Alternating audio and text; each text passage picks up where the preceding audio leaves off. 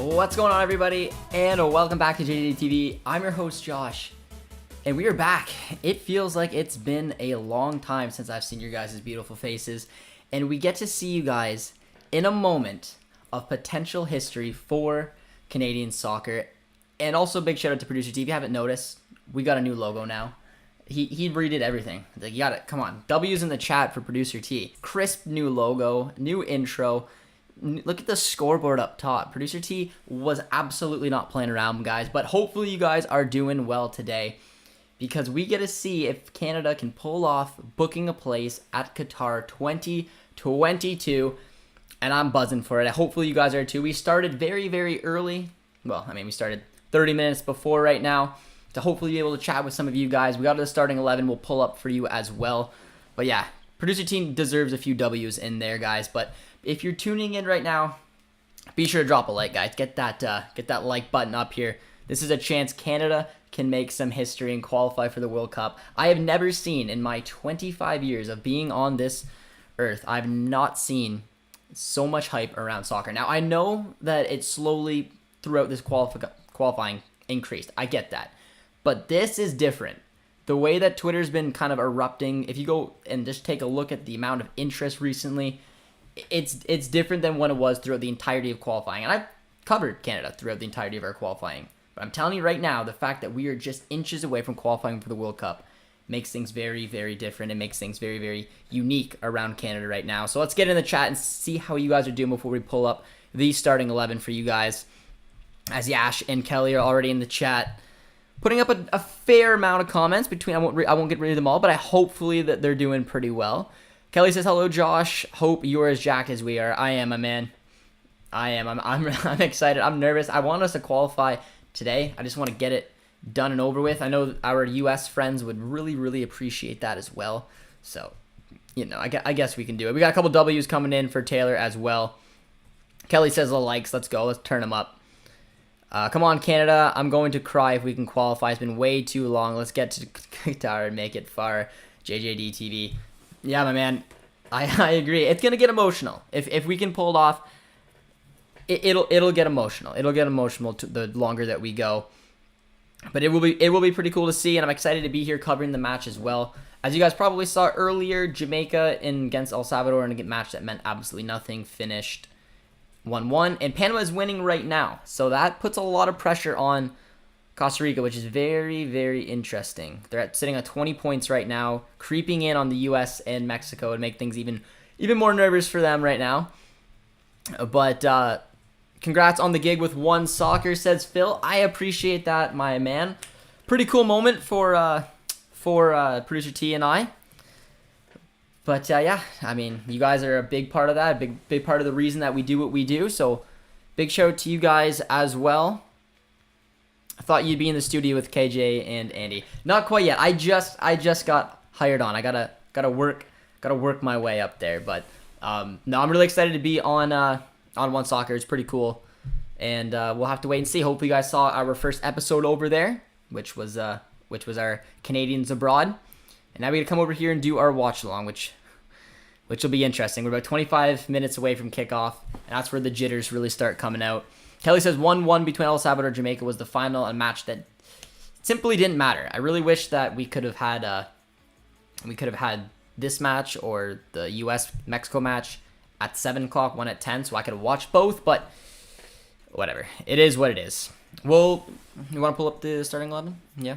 We'll bring up the starting 11 for you guys, and this is how I see us lining up. It's a bit of a different starting 11. We got Camp Chris saying, "Hey Josh, what's up? How you doing, my man? One Soccer has Atiba starting at center back. Do you think that's right?" I do. I got Producer T to make up a nice graphic, and again, guys, lot of love coming for Producer T, especially over on Twitter right now.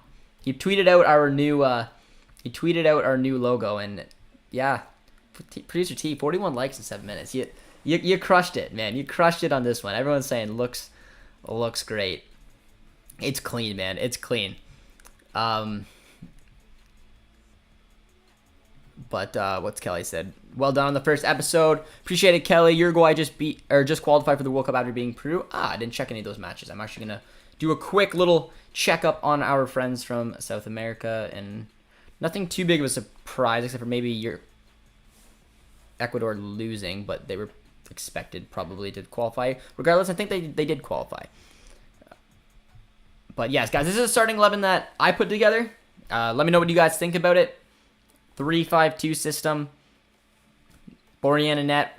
Wingback, Buchanan, Larea. Take your pick. I'm assuming we'll see them swap. I originally was going to put Buchanan on the left wingback position because that's where he plays for Club Brugge. It's a big opportunity going against... I don't know. Let me know what you guys think Buchanan's going to play. Just put left wingback or right wingback in the chat.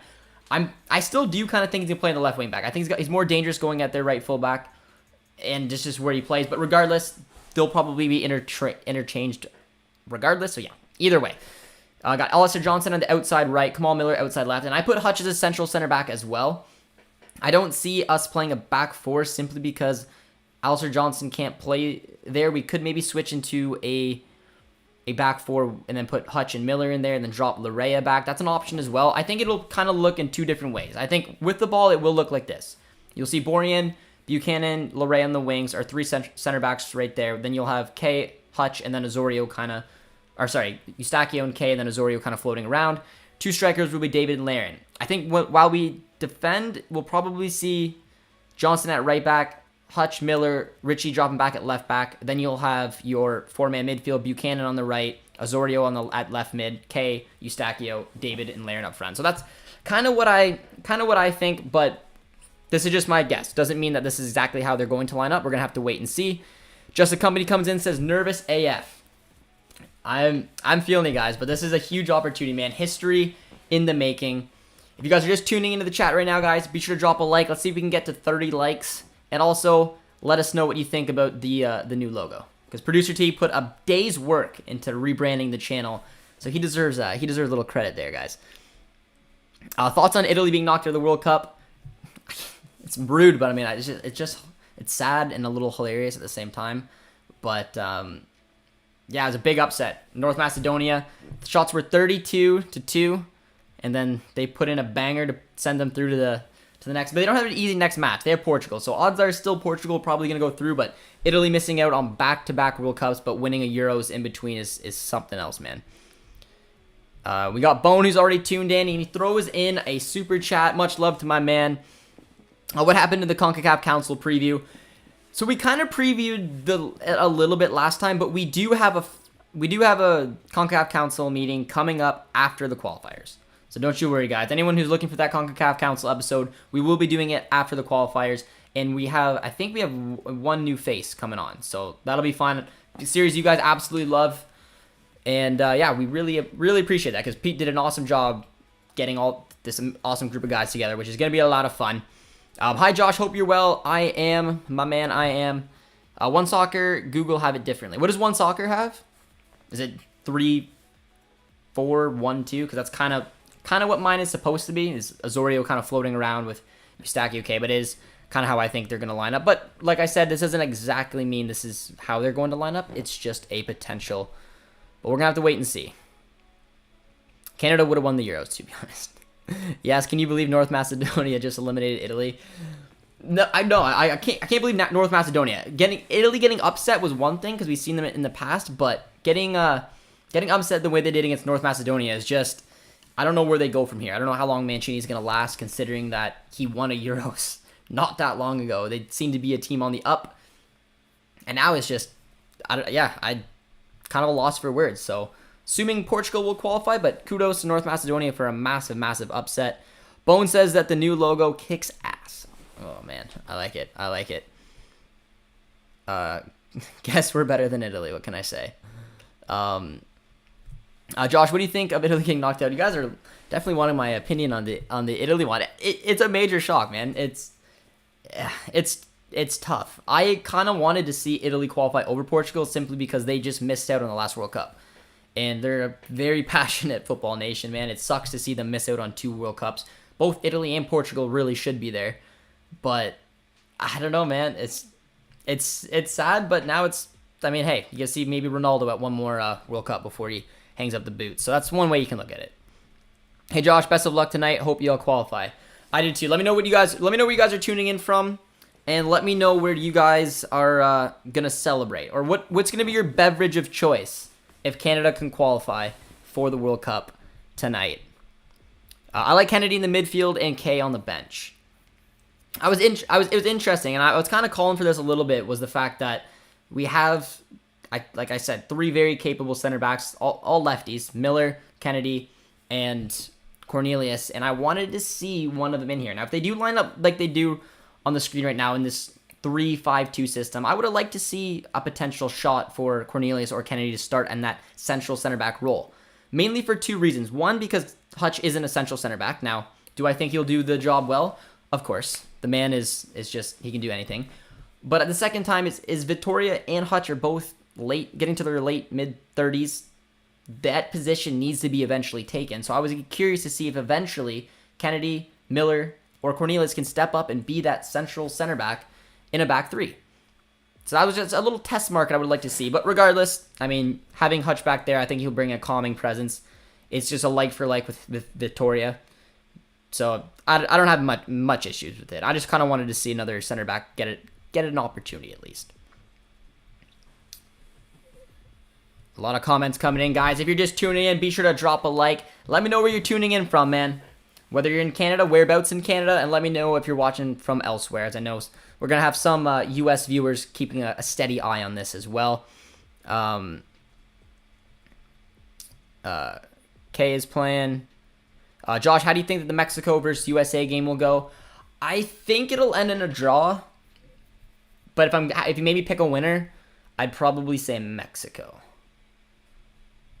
Unless, I don't know, it'd be a disaster for Mexico to lose 4 consecutive times to the U.S. So we'll have to wait and see.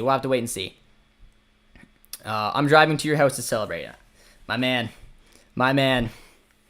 Bold of you to assume that North Macedonia won't beat Portugal. I know, Eric. What am I saying?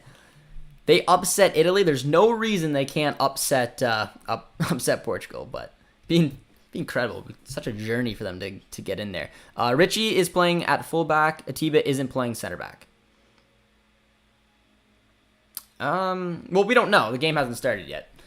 But I said in transition, more than likely you'll see this adapt to a 4-4-2 with Johnston at right back. And what did I do here? No, Hutch is definitely playing center back. Because even if it went to a 4-4-2, I'm assuming, and I don't know, the game hasn't started yet, but I'm assuming Alistair Johnston would go to right back. Hutch and Miller would be the 2 center backs. Larray would drop back at left back. You would then have Buchanan at right mid, Osorio left mid, Eustachio, Kay, David, and Laren. The only other, I saw someone else put a prediction out there, which was kind of interesting too. I think that it had Kay at left back, which I know he's played the odd time, but I don't think anyone else besides Hutch is going to play in that central center back role or in a back 4. But match hasn't started yet, so we'll have to wait and see. I'll be drinking maple syrup just like you promised. My girlfriend bought liquid maple syrup too, so I didn't realize Atiba played center back, to be honest. I thought Cornelius would have got a shot. I would have liked to see, like I said, Cornelius and Kennedy get a shot, but I've definitely seen Hutch play at center back the odd time for Besiktas. He did it, I believe, once or twice last season, so he doesn't do it much. But I mean, he's a deep playing CDM. I mean, he can drop back there if you absolutely need to. Would the shocking news would hurt Insigne playing for TFC? No, it's not going to hurt him playing for TFC. I think it would have been probably nicer for TFC to pick up someone who just played in the World Cup. That'll be probably pretty disappointing. But One Soccer had it more of a 4-4-2. Miller, Hutch, Kennedy. Kennedy's not playing. I'm a little confused, Phil. I'm assuming maybe you meant Larea. I'm not sure. I got people tuning in from Ontario, tuning in from Alberta, UK, Ontario. Why you're not on One Soccer panel tonight? Gotta work my way up. We just got hired on, so we gotta take it one day at a time. But yeah, a really cool opportunity, and a big shout out to you guys. We got a lot of love on our announcement video, guys. So I really appreciate all the support you guys have showed. You're a big reason as to why we now work for One Soccer, so we definitely appreciate that. I appreciate our friends as well from Canucks Abroad. So if any of you guys are looking forward to the CPL season or simply just being involved with a awesome Discord. It's in the description as well. So if you guys want to join the Canucks Abroad, they have an incredible Discord. Any Canadian soccer, any part of Canadian soccer that you follow, it will be in there. And of course, you want to watch the game, it is always over on One Soccer. So if you want to subscribe there, you can. Did Bayern allow Alfonso to come to celebrate? No, they did not. And how many points do we need to qualify? We need one. One singular point from tonight's match will see a lot of Canadians celebrate. Now, I did not put a Molson Canadian in my fridge, but I want to know if one of you guys in the chat did. And if you did, let me know.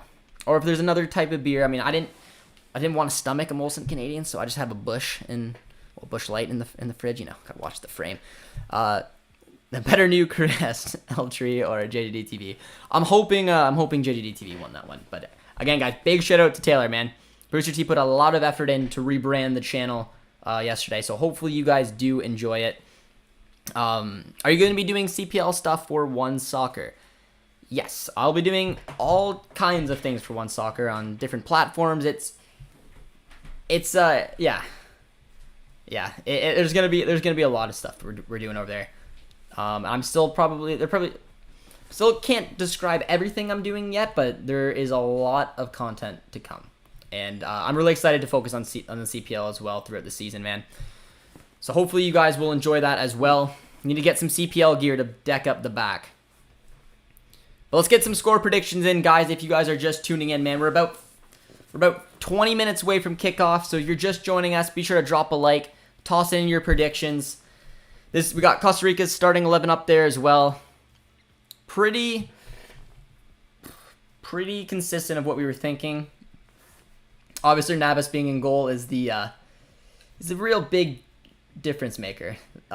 We won our last match because of a goalkeeping mistake, in my opinion.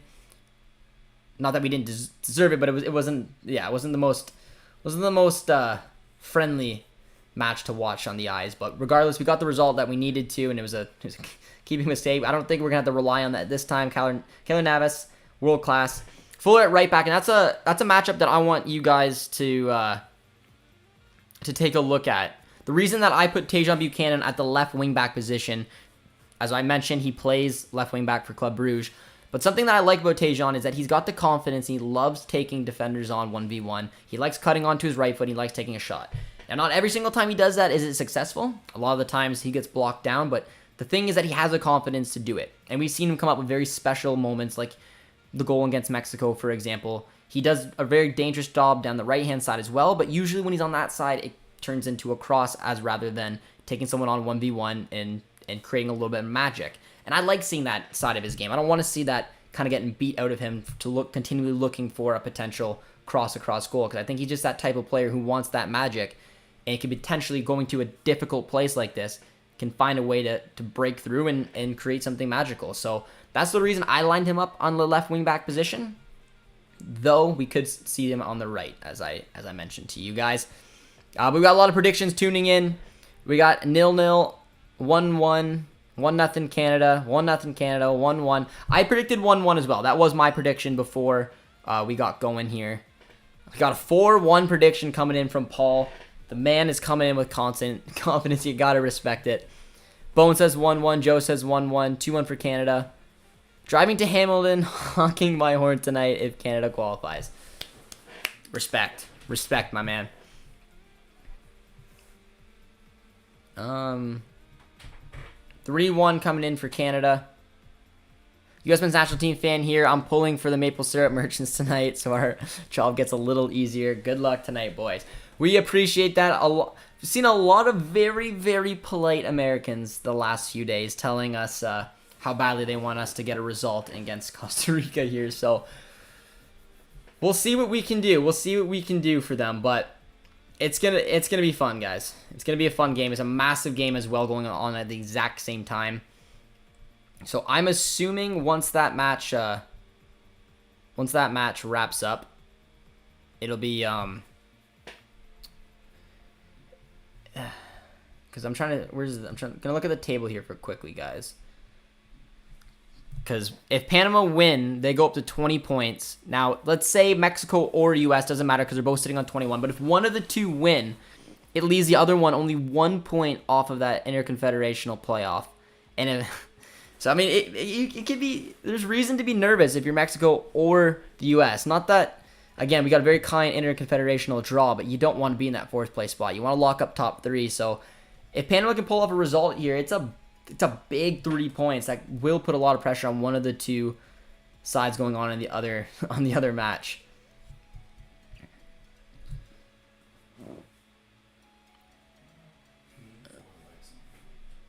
Producer T is tossing out fire on Twitter. We got a 3-1 Canada coming in. Missing Victoria is big. It is. It sucks. Not only Victoria has been just an absolute wall at the back for us. I think he's super important when playing in that back 3, and he's also, as I've mentioned, because you know exactly what they're gonna do every single time Canada gets ready for a set piece. Is Victoria is a set piece specialist. Eustachio will ping him out back post. I don't know how it works almost every single time, but he finds a way to get the head on the ball, put it back across goal for someone to try to attack. He brings all sorts of different elements, and that's why I wanted to potentially see a new face in that central center back role. Not Hutch. I love you, Hutch, but I mean, I want to see someone else who could potentially look to take that role on eventually when Victoria inevitably moves on. And we have Cornelius, we have Kennedy, we have Miller, all in their mid-20s. They all could have had an opportunity, but again, it's not the biggest deal. Hutch will find a way to get it done. And again, I've seen him as a couple positions last season where he played as a center back. He's calm on the ball. He knows what to do. He's an experienced player. He'll be fine if he does play in that central center back role. But we haven't seen. I mean, kickoff hasn't happened yet, so we'll have to take a little bit more of a look once the game actually gets going to take a look at how they're actually gonna line up here. Because I mean, it could be the 3-5-2, could be a 4-4-2. We'll have to wait and see. Nobody in top 4 should lose to New Zealand. I don't know. They won 7-1 today, man. Won 7-1 today. But, yeah, I mean, they're heavy favorites. There should be 4 CONCACAF nations going to the World Cup, and it'd be a major upset if someone lost to New Zealand. Don't worry, because they are the real rivals. It's always a big opportunity that don't make it to the World Cup. Europe with Italy, Asia, and Australia. Now North America, U.S. maybe.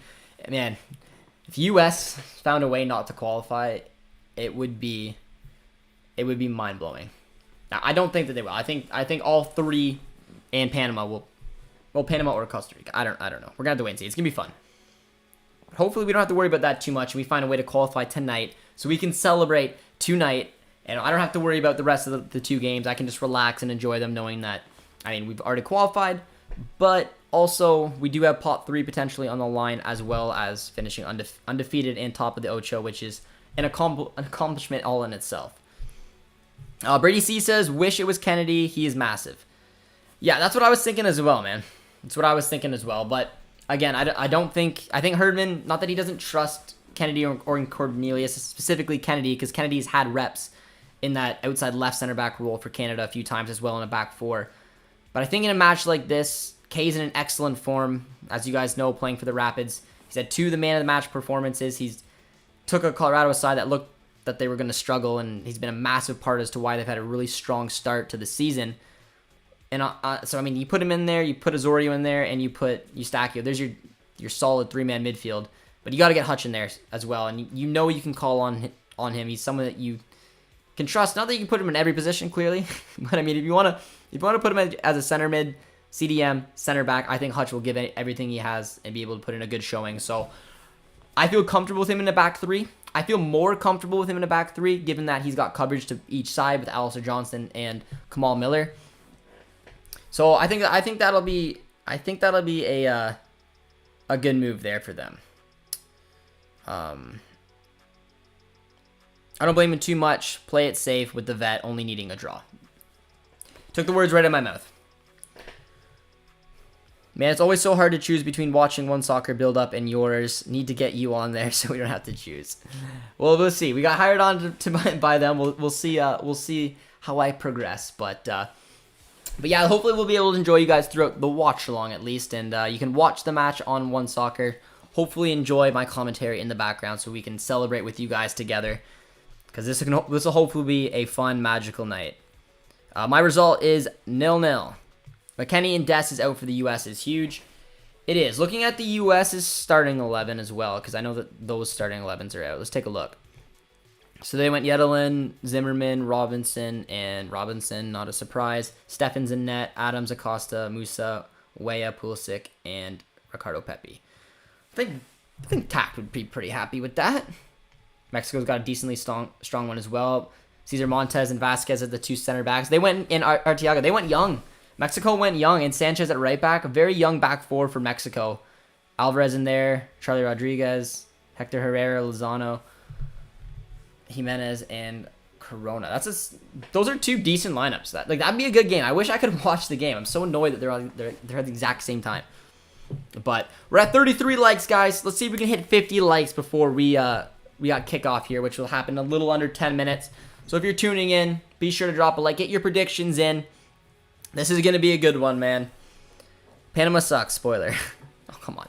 I wonder if Fonzie will be live on Twitch tonight. I have no idea. We have Angie tuning in who says, good luck, Josh. Angie, how you doing, my friend? Angie, where are you tuning in from today? You over somewhere in Europe? You back in the U.S.? Did you watch the Italy game today? I did. Couldn't believe my eyes. Twitter erupted, as you'd probably expect. Yash says goodbye. See ya, Yash.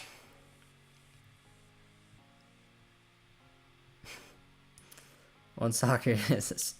Oh, Lele. You're funny. Well, this is for us. Costa Rica live. Oh, what was that? That was Bobby.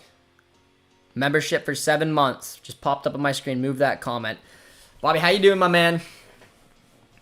Membership on here for 7 months, man. You gotta love it. Let's go back to that comment. Well, this is it for Costa Rica. Live or die. I know Canada against all CONCACAF. Maybe the best to win, and Canada has improved a lot. Yeah, I mean, in the preview, I talked about this as well. Now, there is a lot on the line for Canada as well. There's a potential spot in pot 3 which could lead to a kinder draw in the World Cup. 100% valid reason. We have the chance to going undefeated in the Ocho. Massive, massive, massive accomplishment. And also, we want to just simply finish first. Now, all of that and the fact that John Herman's going to make this group of guys go out there and give everything they have, there's no question about that.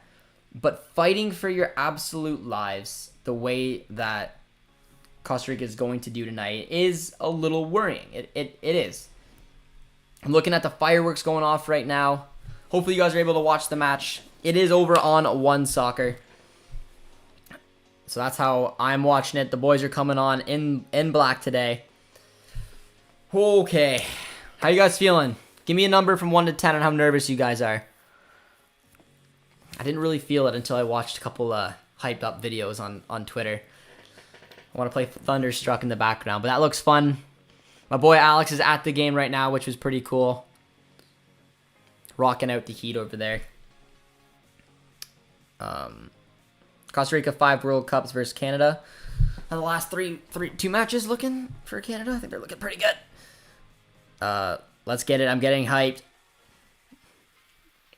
I like it. We got a prediction in. Let me know if you guys we have any Costa Ricans in the chat. I know we definitely have one. Says that there's going to be a 2-0 win for Costa Rica over Canada. But let's see if there's any more in the chat. Get your predictions in while you can. Drop a like as well if you guys are new around here. Getting a little nervous.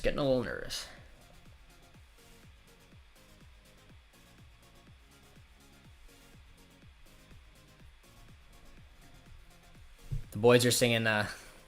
Boys are singing pretty loud and proud. There's Mark Anthony K. Super nervous, but you can never doubt these boys. Says a 6. 6 out of 10. It's freezing rain here in Scotland.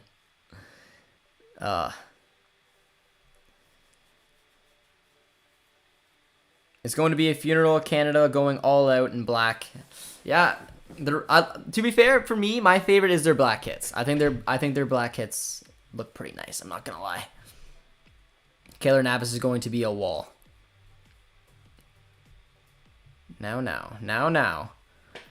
Got a 10. History is in the making. 36 years is too long of a wait, my friend. Couldn't agree with you more. Hopefully you guys are ready for some history.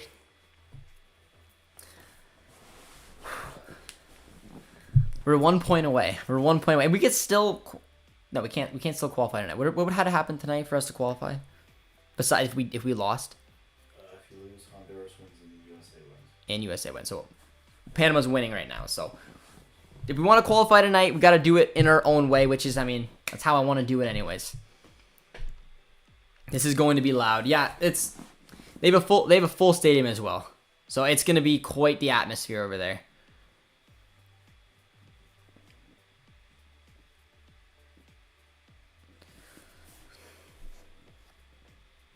I'm not nervous. Seeing the Canucks trip over themselves in Game 7.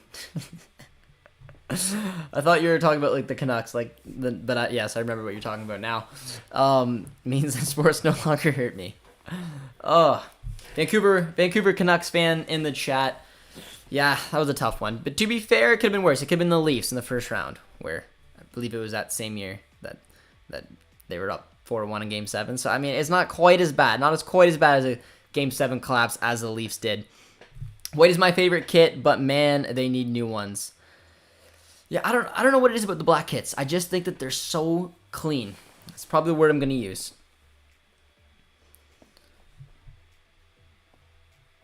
They started the anthem and the fireworks went for 70 seconds into the anthem. They'll pay for that. That's right. That's right. Mark Anthony K talked about it. They're going to sing loud enough. It didn't matter that the fireworks were going on. They sang right through it. But it looks like an electric atmosphere. It's going to be a fun match.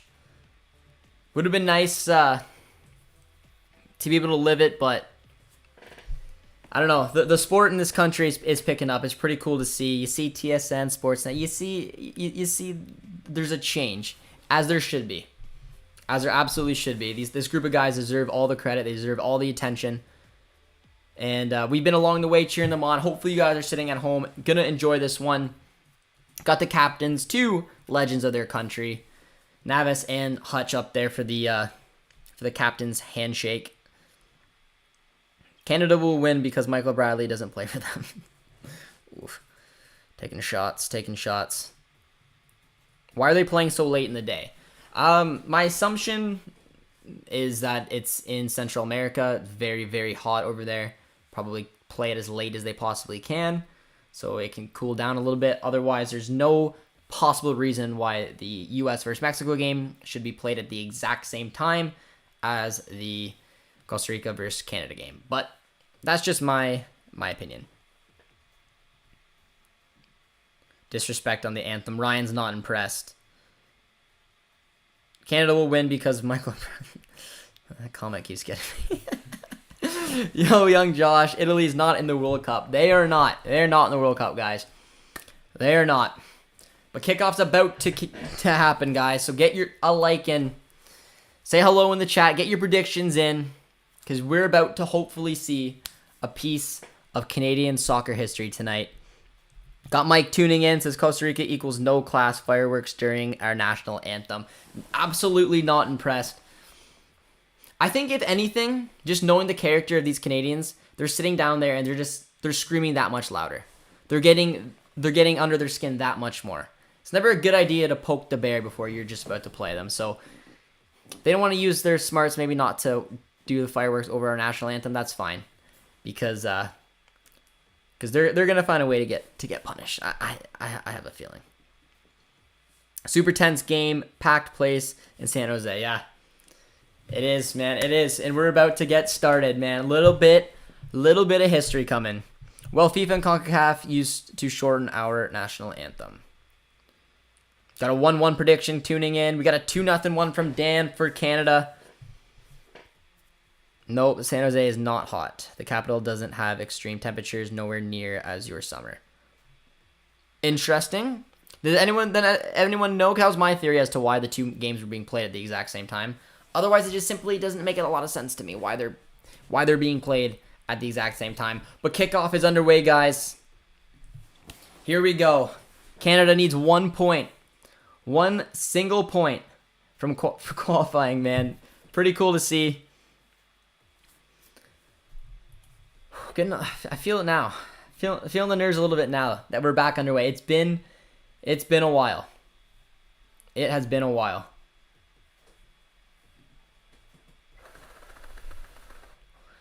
But if you guys are tuning in, man, be sure to drop a like. Say hello in the chat. Hopefully you guys are enjoying it. Hopefully you're able to watch it over on One Soccer as well. That's how I'm watching the match.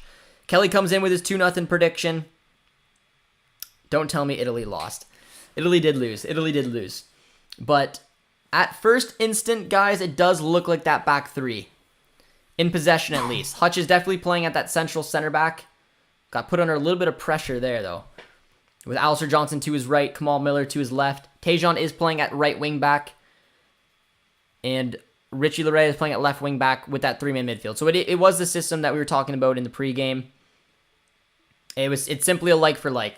Atiba Hutchinson in for Steven Vittoria at central center back. And he'll be flanked on both sides by Johnson and Miller. And I think he'll come in here and do a job. Now let me know in the chat, guys. When did you guys become or start watching the Canadian national team? Let me know in the chat.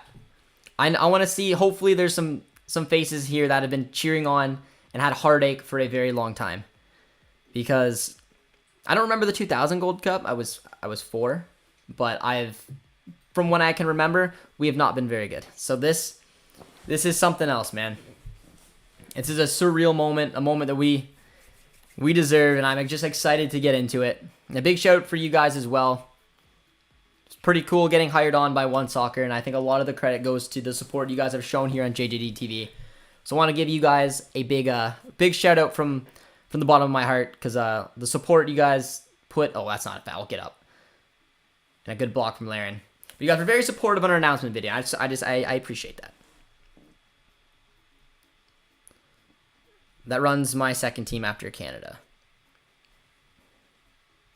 It's only 8 p.m. in Costa Rica. Appreciate that, Paul. So it's not too late. It's not too late. I think, don't know off the top of my head, but I think Mexico is an hour behind as well. So it would be this 9 o'clock maybe? I don't know. I still don't think the game should have been played at the same time. I wanted to watch the U.S.-Mexico game. That was an open header. Poor header over the net. Goal kick coming up for our boy Milan Borjan.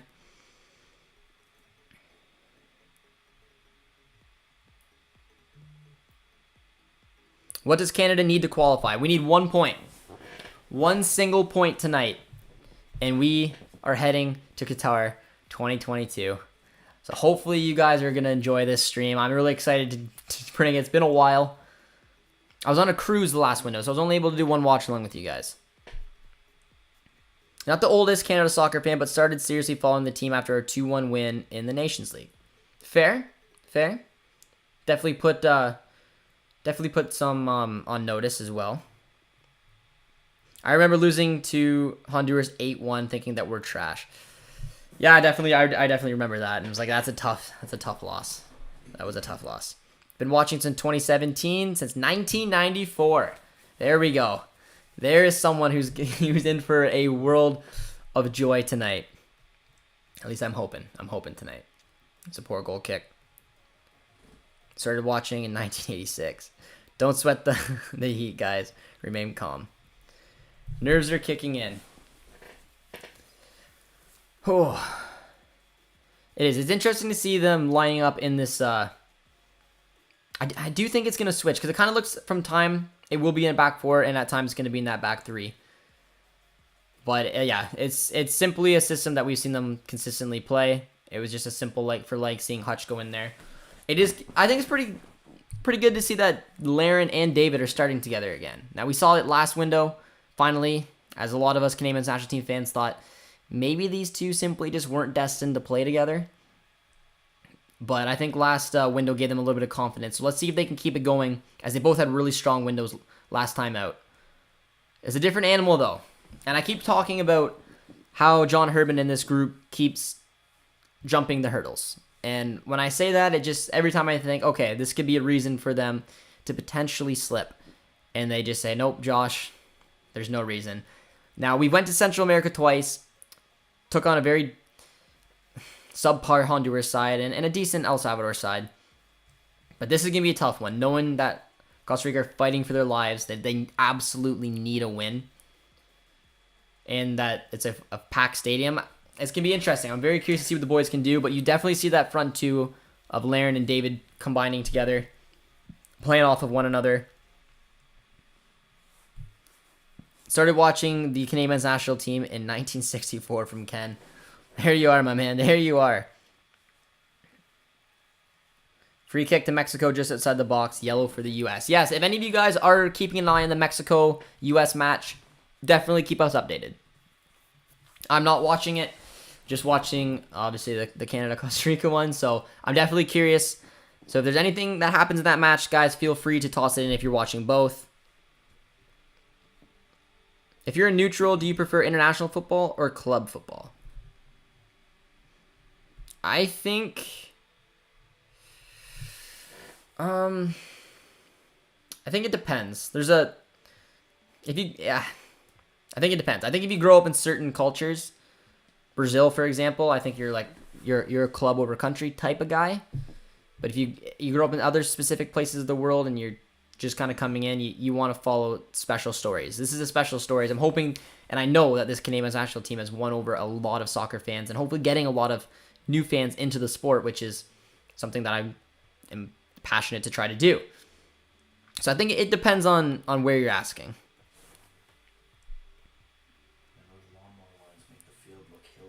The lawnmower lines. Little patches. Watch them score 0 goals in 3 games in 1986. I was 12. Let's go, Canada. Now let's drop a W in the chat for Steve, man. Comes a long way. Watches as a 12-year-old Canada dropping an egg in all 3 of those matches to come back here and seeing this Canada, man. It's got to be wild, especially for some of the older fans to see this. Again, I'm not even that old, but I still remember what my national team looked like in my lifetime, and see where it is now is just something special. And I want to make history tonight, guys. So let me know. I don't think anyone let me know if they had a Molson waiting in their fridge for the celebration, which, I mean, I wouldn't blame you if you didn't, but started following you when you started watch-alongs. The football capital, how you doing, my man? It's got to be a special night, hopefully, for this watch-along. Leo's in the chat with a bunch of Canada flags. It's a nice ball there.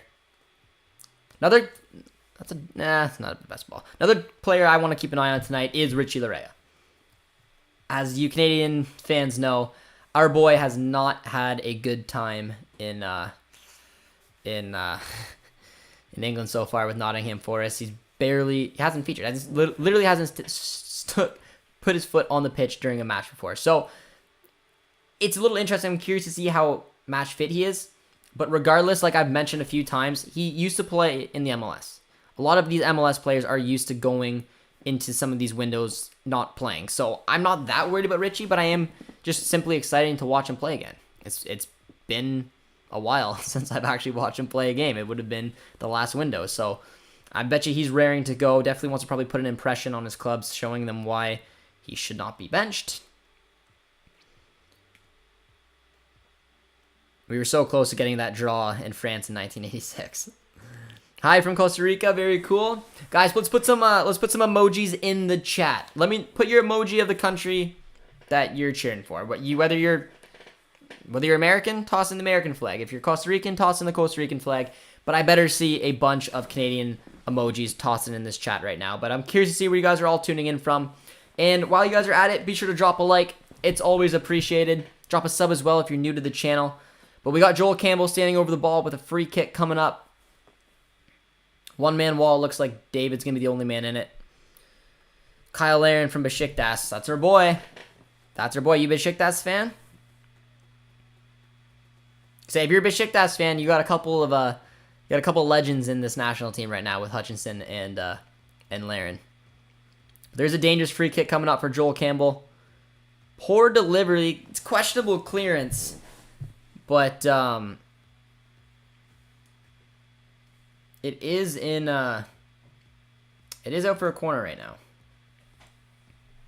Toronto gang. Not Canadian, but rooting for them. Mighty Duck, man. There's some Canadian flags tuning in. We do got some American flags as well, but Doug's keeping us updated with the with the other match that's going on right now. But there is a corner coming up. Costa Rica to take. Oof. Decent connection, decent connection.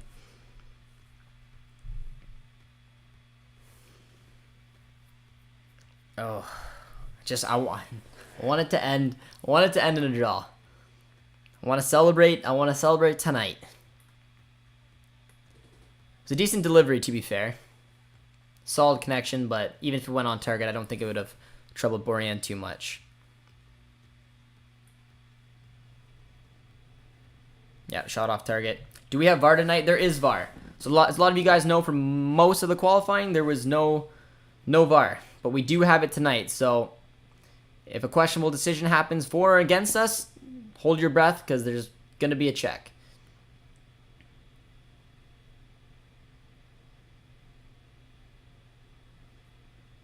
Hey Josh, hey everyone. Gotta go. Good luck tonight. Let there be history. Appreciate it, Lele. Hopefully you're doing well. And I'm hoping there's a little bit of history. It's been an okay start 10 minutes in. It's just, I'm interested to see what this group can do. We keep talking about how impressive they are and how they keep achieving when we just don't think they can achieve anymore because they've just been spectacular. But this is a point away. This is one match away, knowing that they're in the World Cup. They're going to a difficult place. I'm just curious to see where their mindset's at, to get their feet, to relax into this match. It was something I was a little bit worried about, but we're 12 minutes in right now, and they seem relatively comfortable. I don't think this is going to be the most pleasing match to watch on the eyes, but I think it's going to be one that'll have a couple chances both ways, and hopefully a chance that'll fall our way. But that's a nice turn there from Marc-Anthony Kaye, who's on, like I mentioned, excellent form. And as I mentioned that, he gives the ball away. There comes Alistair Johnston. Our boy Eustachio, another player who hasn't quite had the best of luck with his new move, but he was very calm on the ball there. Sandy's here, says, let's go, boys. Time to qualify for the 2022 Mopkin World Cup. Couldn't have said it any better myself. Couldn't have said it any better myself.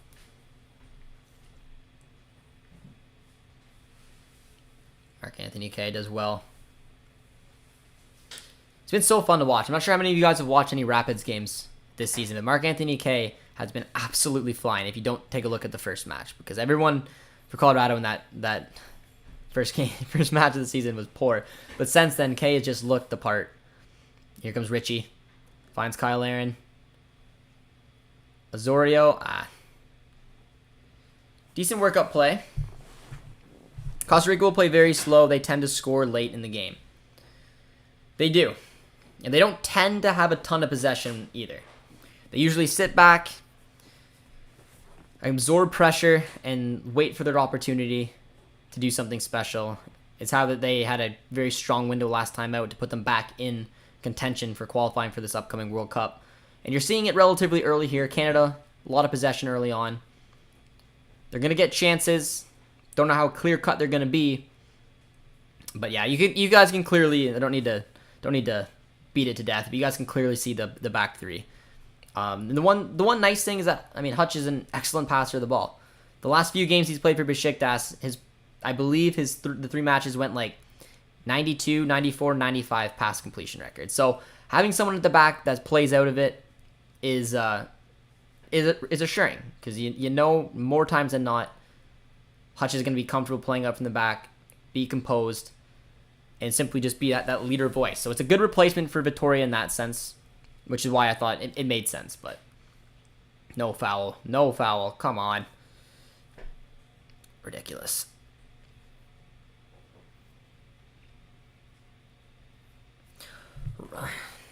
Rolling around on the floor.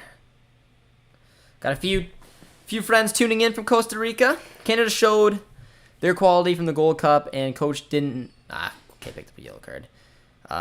Chopped and changed his squad too much. Good organization. Yeah, John Herman absolutely values loyalty. He's just spoke to this. He said he wants to reward a lot of the guys that have been here along the way. It's why you're going to see your Liam Millers, why you're going to see your Liam Frazier, your Gutierrez, Henry. You're going to see the guys that have been with him throughout this journey, because he loves what these guys do off the pitch. It's really good to see, but Mark Anthony K did pick up a yellow card there, going right through the player, which on replay, yeah, he did, but.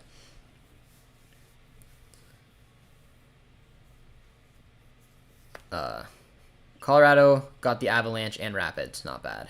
Not bad, not bad. In what world is that a yellow? Yeah, I don't know about a yellow. I was thinking that he was just simply faking it the entire time.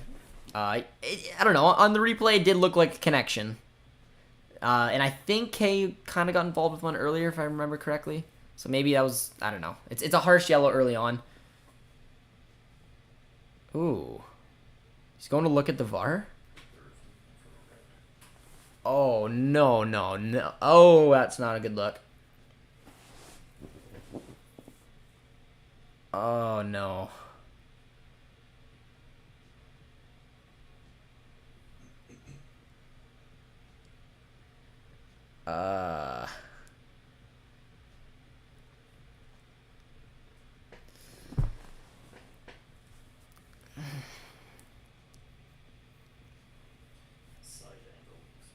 Yeah, that side angle does look bad. Oh, no. This could be a game changer. 16 minutes into it, going down a man. He's taking a long time.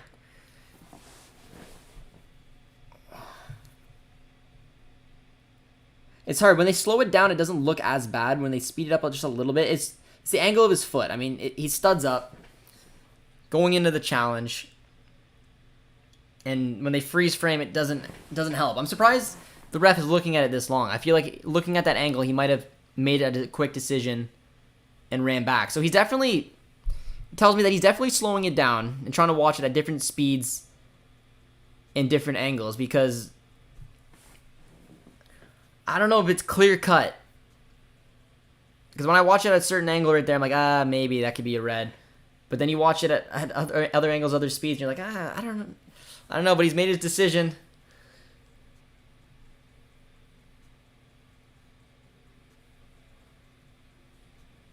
Oh. Whew. Okay,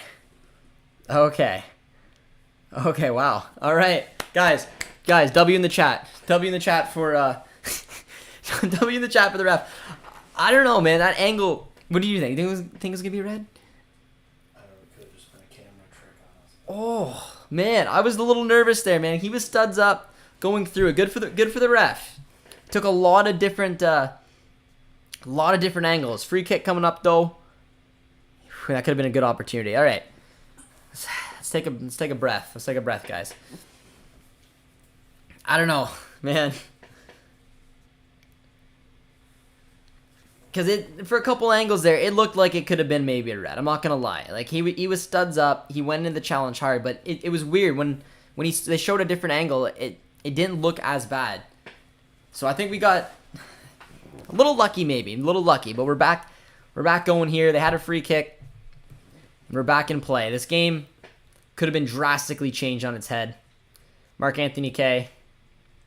A little worrying. So a tie is okay. A tie would be fine. A tie will qualify us for the World Cup tonight. But shaky moments right there, guys. That's a good ball, but Borjan is there to collect. Kelly says, like this stream. You heard the man. If you're tuning in, drop a big old like. Say hello in the chat.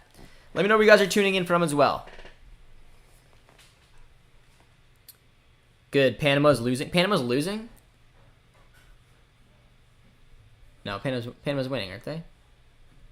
Panama losing would be nice for a lot of people. No, Panama's winning. Mexico game's still 0-0. Panama game's 1-0.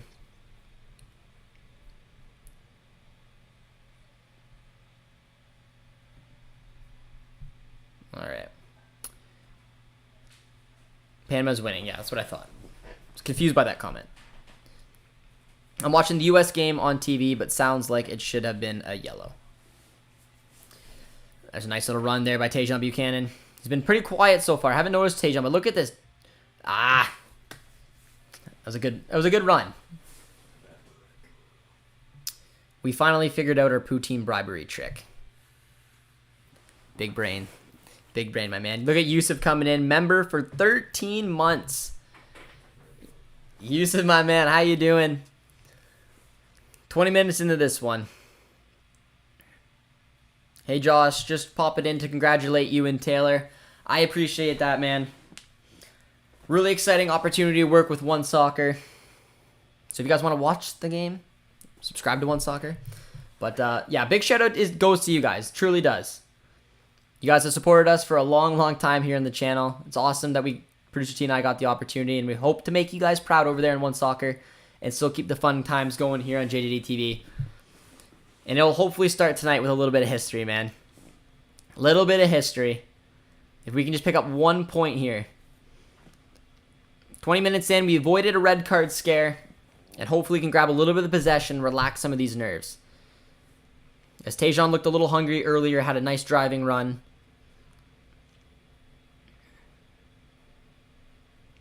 Let's go, Sportsnet, says Ryan. I hope Panama loses. Ah, yes.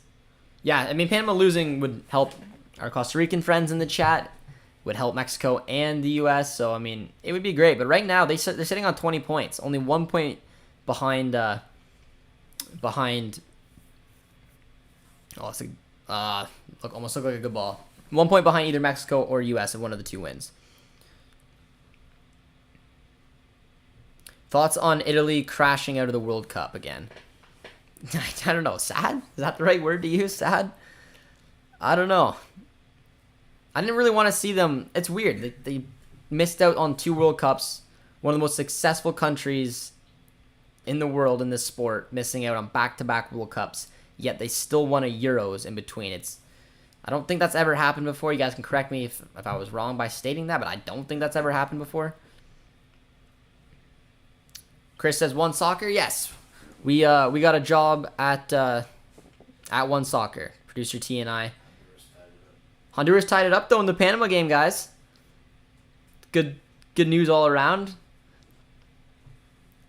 Atiba Hutchinson with a decent ball. Finds our boy Richie Larea. Hopefully Nottingham Forest is watching.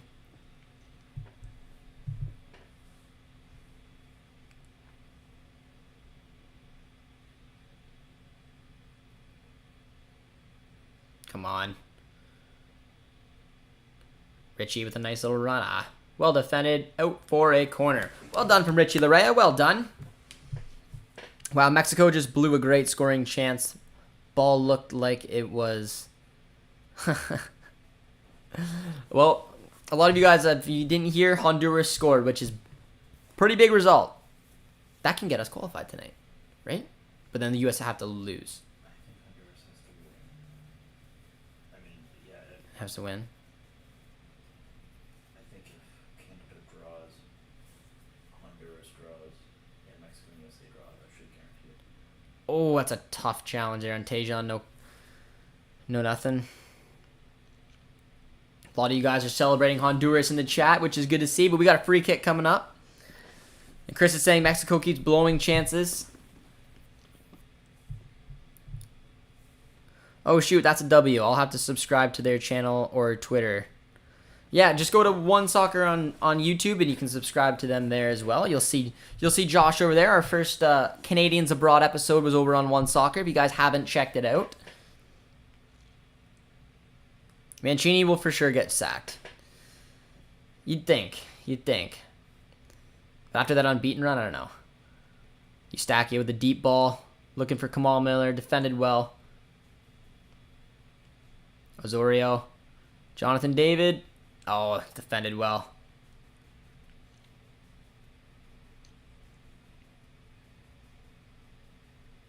It's a little bit that's better from Canada. That's a good ball. Ah, but Tejan's been a little sloppy today.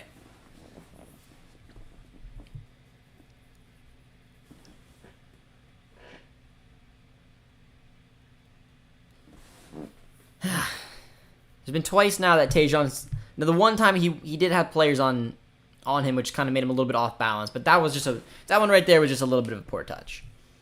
As that final little bit of product, I want to see Tejan just step his game up a little bit. Because that was a good opportunity. He just heavy touch got away from him and then ends the chance. But a little bit earlier, he went on a really good driving run, and I don't know if he just got nudged off the ball or if, again, it was a sloppy touch, but he lost it a little bit earlier. Here comes Buchanan. Little trickery, finds Eustachio. Very, very well done from Steph. Gets blocked. I'll never cheer for Honduras after the 8-1. That's fair. You don't have to cheer for them. You can now just pretend that the Panama and Honduras game, you're neutral. You want it to end in a draw. And I think that's fair. Oh, nicely done from Mark Anthony K. Should K get subbed off at halftime? I think it depends. Got to watch how he's going into challenges. You do not want to see him going down to and get sent off for a red card. Clearly, given the fact that he just about got sent off. Come on, Canada, get the first goal. Yeah, we want to see history tonight, guys.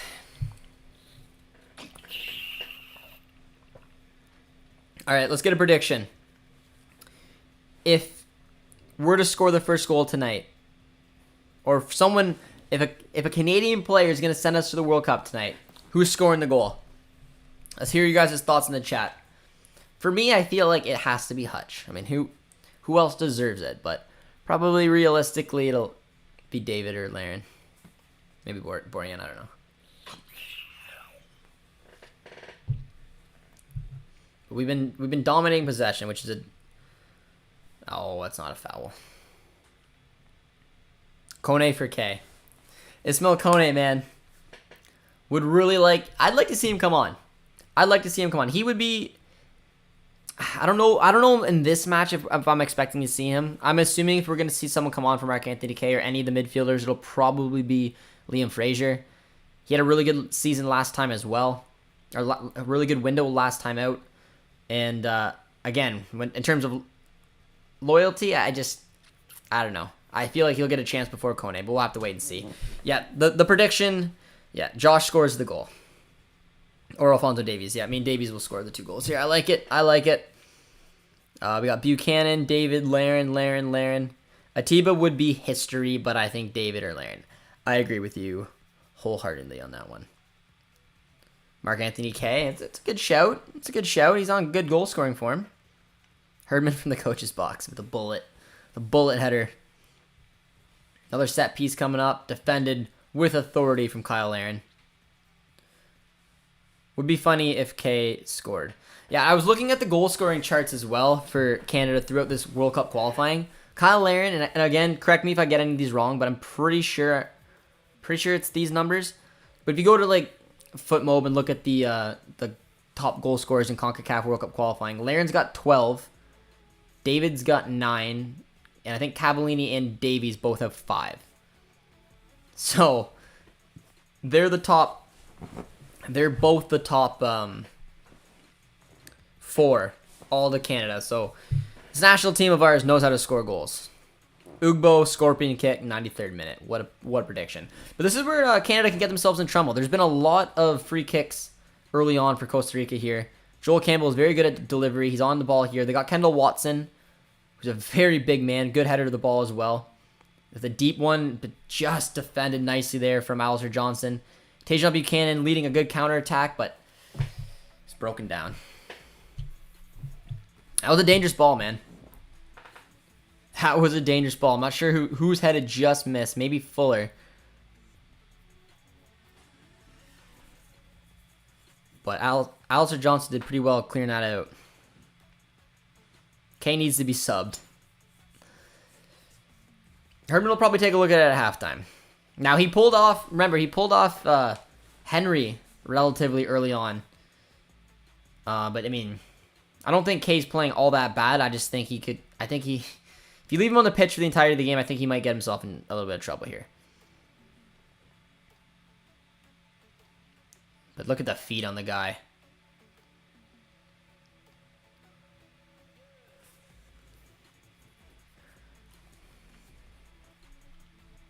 I'd like to see Ike Ugbo. But I think I mentioned this a little bit before. Oh, look at that run from Richie Larea. This is what Nottingham Forest are missing, guys. Oh, look at Richie. Oh, finds Azorio. Mark Anthony K. Aha. That was much. That was a gorgeous run. Richie Larea showing the pace, showing the composure, picking out a pass. He'd be looking good on that left-hand side from Nottingham Forest. I'm just saying. Johnston is so beautiful, and he's a goof. I mean, you meant good. Ochoa robbed Pulisic so close. That match is screaming like it's gonna end in a 1-1 0-0 type of thing. Tiba Hutchinson's on the ball, finds Mark Anthony K.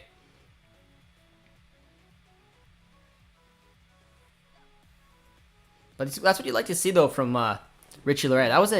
That was an unbelievable run. Not only to break away from pace, which we know Richie's fast, but he cut it back the way that he did. Picked out a nice pass. Here he comes again. Nice ball from Tajon Buchanan. Finds Richie. Oh!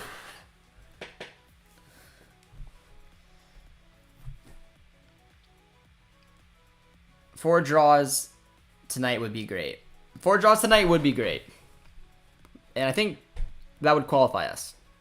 Well, I know that would qualify us. 100% it will qualify us. But that would definitely help out the U.S. and Mexico as well. The Ray is all over the place right now.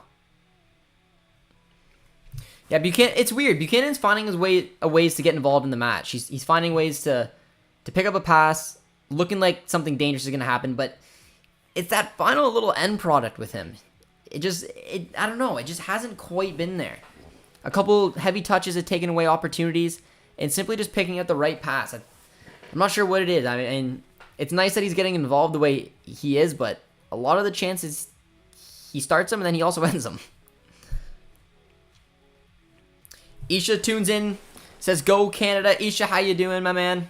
We had someone else in the chat who said, and I quote, Isha, I think you'll enjoy this. He said that after watching the Canucks blow Game 7, I don't feel pain, when I was asking about how it was like following the Canadian men's national team. So I just thought you might get a kick out of that. Isha being a big Canucks fan. Finds Kyle Aaron. Here comes Buchanan. Let's see what he can do here. Oh yeah, look at that. He's just like, bye. Buchanan can be as good as Davies. He can. When he's on, he's on. And like I said, that's why I wouldn't mind at some point potentially seeing Buchanan and Larea switch places. Because the one thing, like I said, about Tajon is that he does not care. He will go at you 1v1. He will create something for himself. He can still do that like on the right-hand side, but he has to usually look for the pass. If he's able to run at a defender, little couple step overs he loves to do, he can get a shot off, and that can create something. Oh, what now?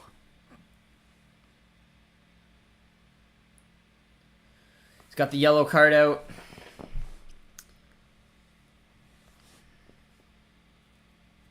Are you kidding me? Oh my god.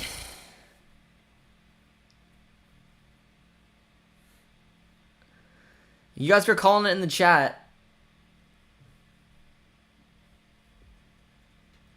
Oh my god, that's pathetic. Get this guy up. I don't know why K would do that in the first place. It's a stupid decision for Mark Anthony K, man. He doesn't need to do that. He's already on a yellow. He's been a hothead throughout the majority of this match so far. But that was pathetic from...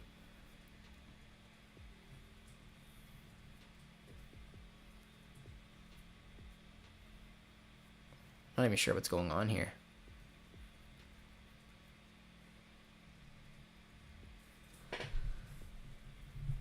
Are you listening to it? Do you know what's happening? They literally walked into each other. And he handed out a second.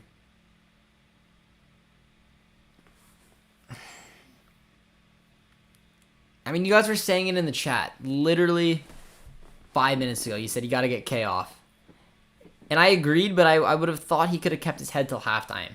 That was a really, really poor decision from Mark Anthony K. asking for VAR.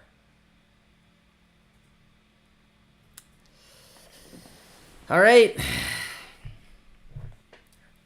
Herman's trying to wake the boys up. That was a terrible red card to give from the ref. It was pathetic from the Costa Rican. He should be ashamed of himself, looking like an absolute clown. But Mark Anthony Kaye has to be smarter than that. He's on a yellow. He avoided a red literally earlier in the match. Oh, that's nicely done from Richie Larea. And here comes Jonathan Osorio. Here's an opportunity. Hopefully Canada can create something because they're not going to have a lot of rushes the way that they were going to before. Layering on the ball. Finds Richie. But Kaye did not need to do that, man. You gotta be a little bit smarter than that.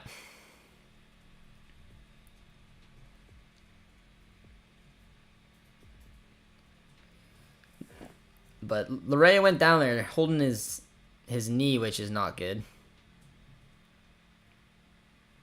What network is the game on? One Soccer, my man. Brutal call on Kaye's red. It is a bad call. Like that's a soft yellow. Like I said, the ref. It's a stupid red to give. It's also a really gamesmanship type play from Costa Rica. But at the same time, Kaye, you need to be better, man. Learn. Oh. Oh. Beautiful delivery. I think that was Eustachio. Right where you want it. It fell right to him. Might as well scream for a penalty, but it's tough. Kaye, after avoiding a red card earlier on, got lucky, walked away, and then for no reason gives the man a shoulder. Don't put yourself in that position. Our man's got to do better. Here comes Eustachio. Be nice to get a goal here and then just sit back and defend and hope to kill out a draw. Now, the interesting thing is that Canada will dominate possession, being 11v11. Oh, that's a foul, ref. Yeah, there you go. Hunt Buchanan. Oh.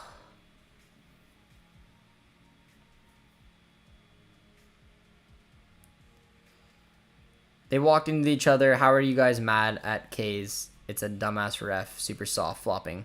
It is. No, it is. And I definitely 100% don't disagree that the ref had a terrible call followed by, gamesmanship. But Kaye has to be smarter, man. He does. You literally avoided a red card earlier. You were going into rash challenges. We had people in the chat calling for Kaye to get subbed just because his head didn't look like he was there. He didn't need... Why walk into him? Why walk into... Why not... But I don't know. It's a tough one, man.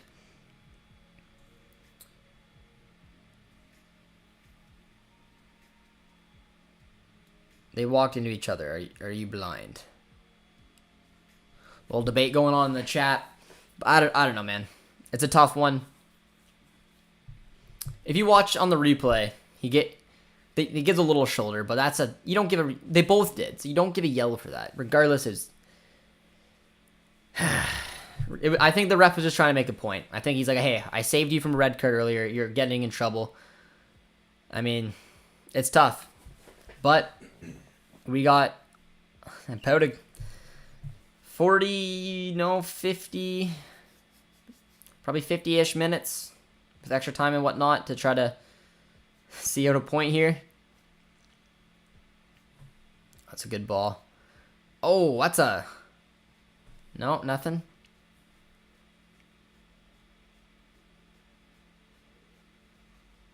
Would love to stay up and catch the game, but it's 2:45 a.m. here. Good luck with y'all seeing Canada qualify. Appreciate you tuning with us, my man. 2:45 in the morning. I'll give you credit. I give you credit. It's not easy. But yeah, that's frustrating.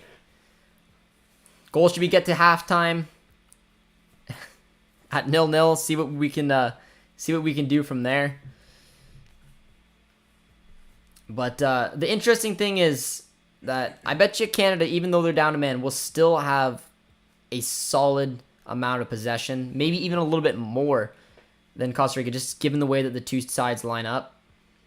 It's just it. I mean, there's no way around it. It's 11v10. The advantage will be at Costa Rica. They're gonna sit back. They're gonna take their opportunities. But hopefully Canada can just kill off a lot of the minutes here. And Laren's getting pushed back pretty deep, but he finds a nice pass. Kay definitely gave a shoulder. Kay was already lucky to be on the pitch. He got what he deserved, in my opinion. I wouldn't say got what he... Oh, no. Hutch.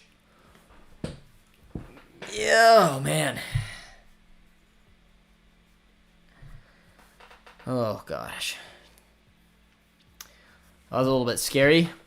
Borjan trying to play the ball there, got blocked, but that could have been ugly, but we got lucky. But yeah, no, I mean, I think Kay gave a bit of a shoulder, but it's pathetic from, I'm just gonna refer to him as the flopper, to go down the way he did and get Kay sent off. But it's like, if roles were reversed, it's part of the game. You know, Kay's already in the ref's bad books. Kay should have just avoided that player altogether. It's very, very simple. And that's the last thing I'm probably going to say about it. I'm going to put the blame on Kay, man. You got to be smarter than that. The ref wanted to send you off, so you put yourself in a position to give him a decision or to give a player an opportunity to be an idiot. They're going to take it. It's a tough one, soft on the ref, but Canada got a job to do now. And with Kay going out, the system will probably be that instead of a 5-3-2, a 5-2-2. Just be Osorio and nicely done. I'm curious to see maybe if they'll get Hutch back into the midfield. Osorio obviously being a little bit more attacking. You do have Eustachio there.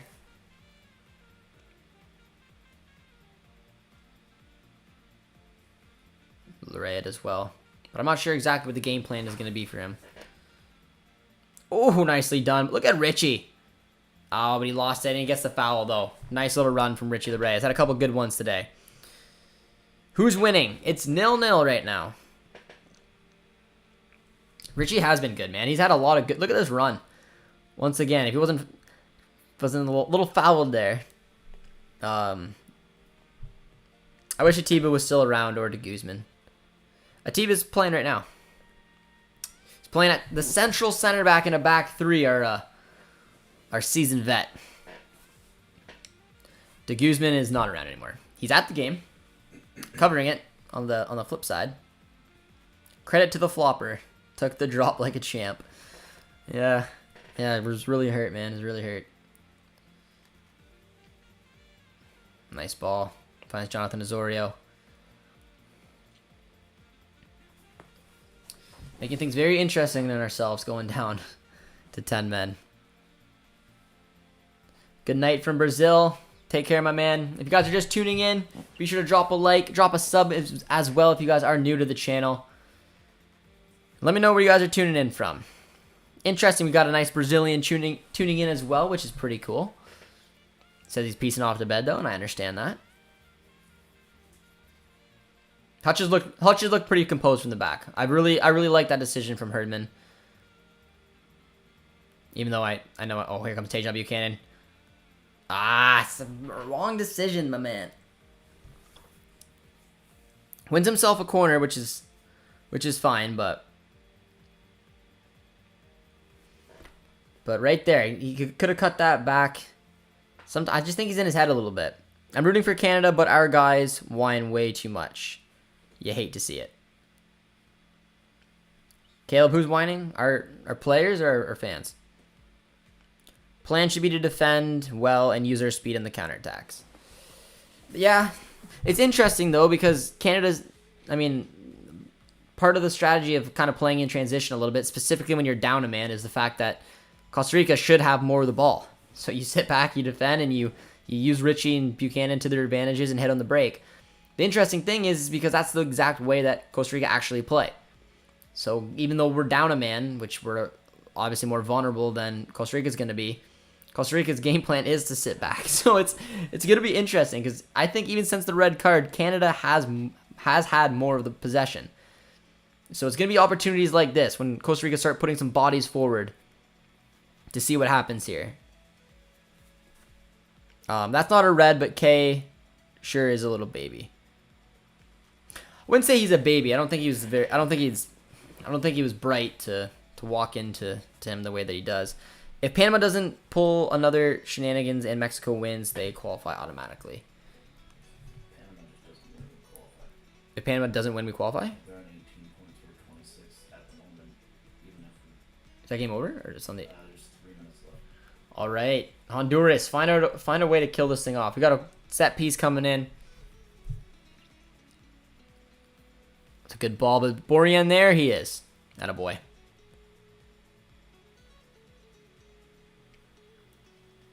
Nice ball.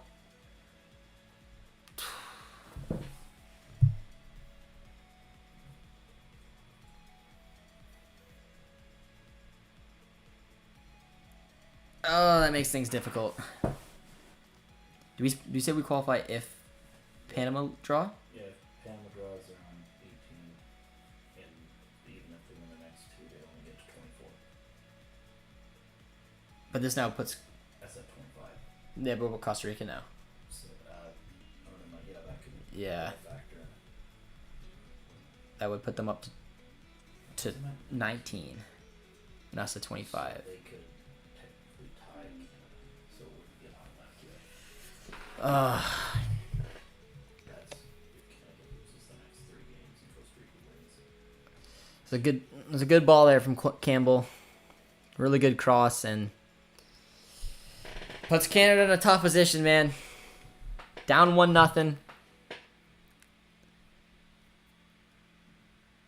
And down a man.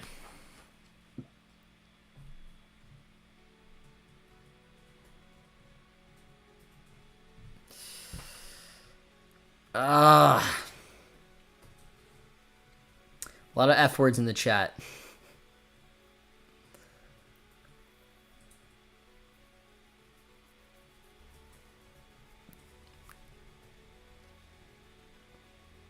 Borges had a nice header there, but that's a tough one, man. Getting to halftime would have been a big, big, big move for Canada.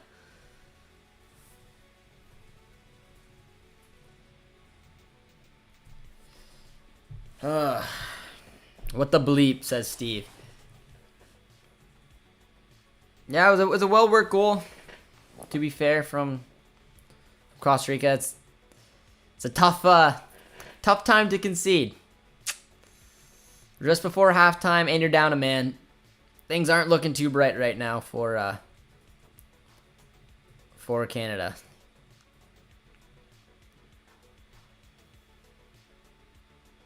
The one time I want Canada to win. The U.S. fans are not happy with us. We've won a single header. Yeah, missing Vittoria at the back is definitely a shame. Such a commanding presence. So good. All right, we got a second half to do. I'm curious to see what Herdman's game plan is going to be. Being down 1-0, being down a man. I expect now that we are losing, the possession will probably just keep increasing for Canada. I think Costa Rica are just going to sit back. I don't think they're going to go out and try to really kill this thing off, even though they probably should. That should be probably the game plan for them. But things definitely did not get very easy for us. Extra time in the Panama match. Let's hope that one ends in a draw. Jonathan Azoria does well. Nice ball. Finds Richie Larea. Good news for us. Honduras is coming through. Yeah, it's a big result. I wanted to see us qualify tonight, though. I really, really did. And there's a good run there. Costa Rica on the break one more time. Oh, Eustachio does so well. Attaboy, Steph.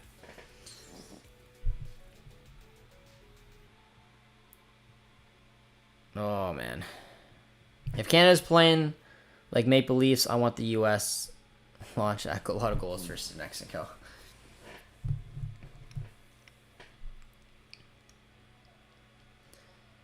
And there's halftime, guys. Let's head on over to the chat. Halftime's here. Whew. See if we can get to 100 likes, guys. We're at 90 likes right now. If you guys have not dropped a like yet, smash the like button. Let's pop to 100. Let's get into the chat. Get your questions in. What would you guys do if you were John Herdman? What substitutions would you look to do to try to turn this thing around? I'm gonna go take a peek at the other game. Panama, Honduras still 1-1. Costa Rica will leapfrog them if this result remains. Mexico and U.S. both still on 22.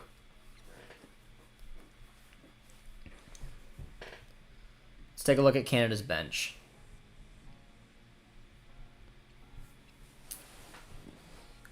So we have... I'm not sure exactly what I'd want to do. Because I want to keep Larin and David on, even though they both have been very, very quiet. I kind of want to keep Osorio on. Hutch, Buchanan, even though he hasn't had the best match so far, I think that using his pace would be useful. We then have Larea. I don't know if any substitutions I would look to do here. Maybe get Hoylett on somehow, but without that three-man midfield. I don't know. I think I'd probably just leave it the same.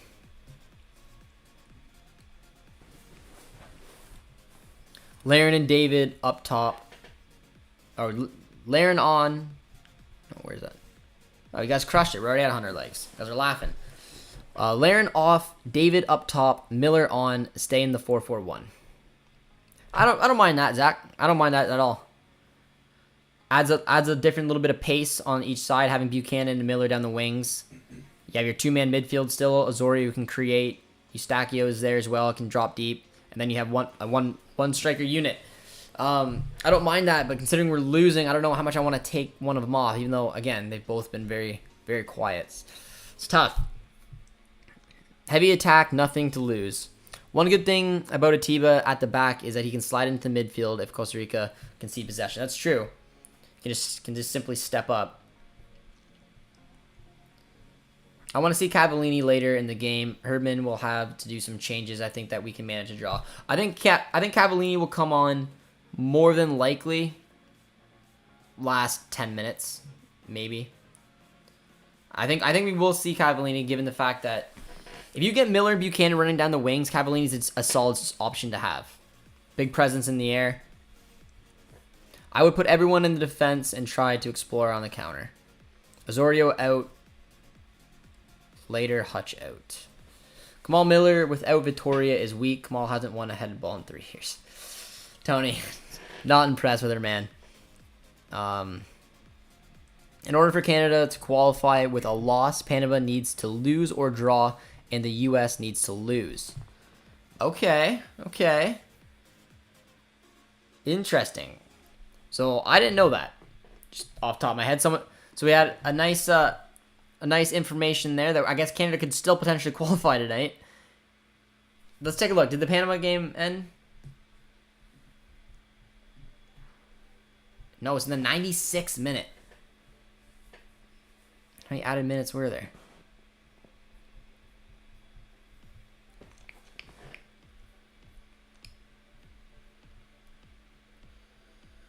I want that game to finish up. That'd be nice.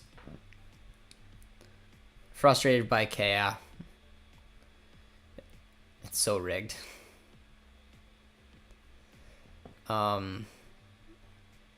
David isn't existing. Yeah. Josh, it feels like some of our players run into opponents just for the sake of falling and asking for a foul. Yeah, I don't know what that spammer's doing, man. He's annoying me too. But it's okay. We got rid of him. Maybe get Miller on for Larin. Yeah, I honestly, I like that move. I like adding a little bit more pace. So, I mean, I don't want to take one of David or Larin off, but let's be honest, they haven't done anything. So, I mean, if it was me, I'd maybe find a way to get Miller on and then keep it in that 4-4-1. I do like that idea. Cavallini is amazing waiting for him. I don't think I'd bring on Cavallini until, like I said, probably the last 10 minutes. I don't think Cavallini's gonna offer much until we want to throw the kitchen sink at them. Once it comes down to everything in the box, I think that's where Cavallini's gonna have a place. Other than that, down a man, he's not gonna be very useful, in my opinion at least.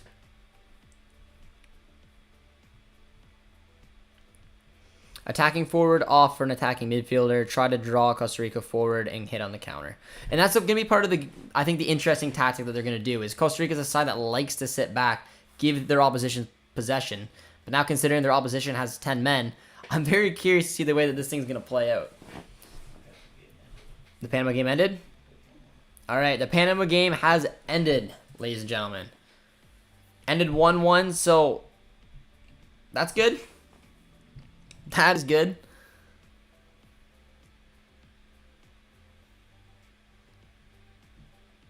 Puts Costa Rica in a very good position. 98 minutes. It's a tough... Sean says, thoughts on the reffing. I don't know. Let me know what you guys think. Let me put your guys' comments in the chat. What are your guys' thoughts on that red card? And like I said, I mean... It's tough. I don't think... Let's start off. So, K clearly was having one of those matches. Almost, it reminded me of Daniel Henry, to be honest. Remember Henry's match where he came out flying? He almost broke Chukwulazano. He got a couple warnings, and he got yanked off. That was kind of the vibes that Mark Anthony K was giving me very early on. I think he got a little lucky not to get a red card. He went to VAR. That should have been a huge warning for him to be very, very careful on how he's approaching this match. He then continues to go on, and he puts himself in a position to do something stupid. And I don't care what you guys say in the chat, he did. He threw a shoulder. Now, is it the softest red card I've probably seen? Yeah, it is. But knowing that you're in the ref's bad books, knowing that you almost got sent off, you got to use your head a little bit more. So I put the blame on Mark Anthony K. I do, unfortunately. But it was very, very soft. It was very soft. It was stupid, and it was a little bit of gamesmanship on the other side, which, doesn't help. All right, Mexico win means that we're through. Mexico win means that we're through. All right. What's the possession looking like in that match? And then anyone who's watching the Mexico versus U.S. match, give me like a very quick summary of it. I'm just looking at the possession. It's 57-42. Mexico's had a little bit more of the ball. 4 shots each. Mexico's had 1 on target. U.S. had 3. Looks like a relatively even game. Maybe U.S. have a couple better chances. But I am not watching. Sorry, Americans, but we're now obligated to root for Mexico. 0 chances for strikers. No, there's not. By the way, congrats on joining One Soccer from Tony. Appreciate it, Tony. You guys have been absolutely fantastic and helped us with that opportunity. So we want to always let you guys know you guys rock. It was cheap red card. He deserved it. It was a deserved red card. I mean, the shoulder I thought was... I don't think the shoulder was, but I think the fact that... The only reason I don't have the biggest issue with it is because of the way he got himself almost sent off at the beginning. If he wasn't in the ref's bad book, I don't think he goes off. But I think the ref was like, hey, man, I gave you a second chance. You're going to go and get yourself in trouble like this. I have no choice, but... Hi, by the way. Adrian tunes into the chat. Yeah, exactly. He was being reckless all game and should have known better. So Adrian agrees. So it's a tough one. I think it's soft, yes. But I just... Again, it gave me vibes of Henry. And what did Herman do? Herman yanked Henry off. So... You guys were all screaming in the chat too, which I thought was interesting. That 5 comments I read said, "Get K off, get K off," and I'm like, "Oh, I mean, I think he can last till halftime." That's what I was thinking in my head. He can last till halftime. We'll get him off. We'll be fine. But no, he decided to do that. Not even a challenge. Not even something to get him. Where it's just like, okay, we went in for a 50-50 ball. It was something that he could have avoided, which sucks. Ryan says, "Wow, you guys are soft." They both walked into each other. Kate just isn't a pussy unlike the other guy. No. I mean, Ryan, like I don't know. It's funny. There's two sides of the coin, but like I said, that's part of the sport. You're gonna see people who get touched like that fall to the ground and cry. That is absolutely a part of the game. And is it a good part of the game? No. I think it's a bit of a pathetic part of the game, but it's part of the game. They know that Kay got himself in trouble. They know that if there's one player on the pitch at that time that's in the ref's bad books, it's Kay. Meaning that you only gotta trigger him a little bit. And he got the job done. He got Kay sent off. But yeah, I don't know. All right. Okay. Okay. So if Mexico wins, guys, we can still qualify tonight for the World Cup. Or if Canada draws. Canada officially qualified. No, they did not. We heard two scenarios. If we draw tonight, we qualify. And if Mexico wins tonight, we qualify even though we lost. So, sorry, U.S. Men's National Team fans. Let's go Mexico. End your 3-game losing streak tonight and find a way to get a W. How can we be losing to this subpar team? Oh, they are at home and we didn't practice. And it's, I mean, I don't know if it's that. The refs maybe. Not qualified till official. Does this mean that Kay is out the next game too? Yes, it does. He'll have a 1-game suspension. What was Kay thinking? Let his emotions get the better of him, man. Should have been a little bit more careful, in my opinion. But all right, we're cheering on Mexico or hoping that somehow Canada can find a way to score, even though they're down a man. If you ref, you will do the same. Kay got a chance not to get a red card this time, and then he does it. Yeah, no, Kay has got no one else to blame but himself. If you're walking a tightrope like that, you avoid any confrontation. We need to put in Kone. I'd like to see Kone. I don't think we'll see him in this match, but I think as long as we qualify, we'll see him at some point, hopefully throughout the window. No decent flow in this game because players run into anything and everything without thinking. I think Buchanan's had a bit of a tough match so far. Both of our strikers have been very quiet. Tejan's really struggled on simply doing anything. By the way, is Tomori still eligible for Canada? No, that ship has sailed. All the weird FIFA rules, the last thing I said about it, he will never play for Canada, just let me say that first of all. But I don't remember what the exact amount of games he has to play, because I think he has to play a certain amount of games and then wait 3 years after his last featured game. So his last featured game for England was October 2021. So he'd have to, at the bare minimum, wait till October 2024, and then he would have had to not played enough games or played enough games. I don't really know, but no, he will never play for Canada. Just to make that crystal clear. Technically, we haven't qualified yet. Yes, it would be an extraordinary work from Panama in the future matches for us to lose. No, I don't think we can't be caught by Panama now, but we can be caught, I guess, technically by Costa Rica. Because they beat us. No, we beat them 1-0, and now they're beating us 1-0. Meaning that if we both end on 25 points, it's obviously unlikely, but Kay thought it was hockey, where the players don't pretend like they've been shot. Is Ike Ugo playing tonight? He's on the bench. He's not playing, though. But if you guys are still tuning in, you guys have got us well over 100 likes. Be sure to drop a like. Second half will be starting soon. Drop a sub if you guys are new around here. And look at the possessions. 64-36 for Canada. No shots on target, though, for Canada. 4 shots off target. The boys are coming back on the pitch. We'll take a look to see if any substitutions happen. Because I did like that idea, man. I did like the idea of maybe taking off one of David and Laren and getting a little bit more speed on the pitch. But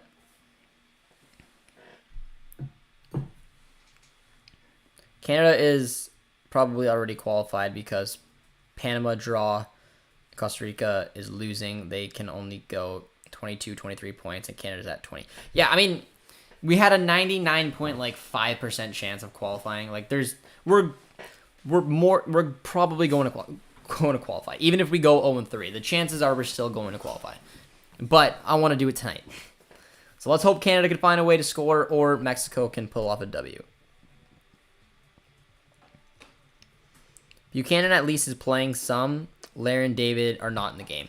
No, Lair and David definitely aren't in the game, but the nice thing about them is it takes one opportunity and they can create something special. The thing that's bugging me about Tejan is that he's had opportunities throughout this match to impress, but he's hurt himself.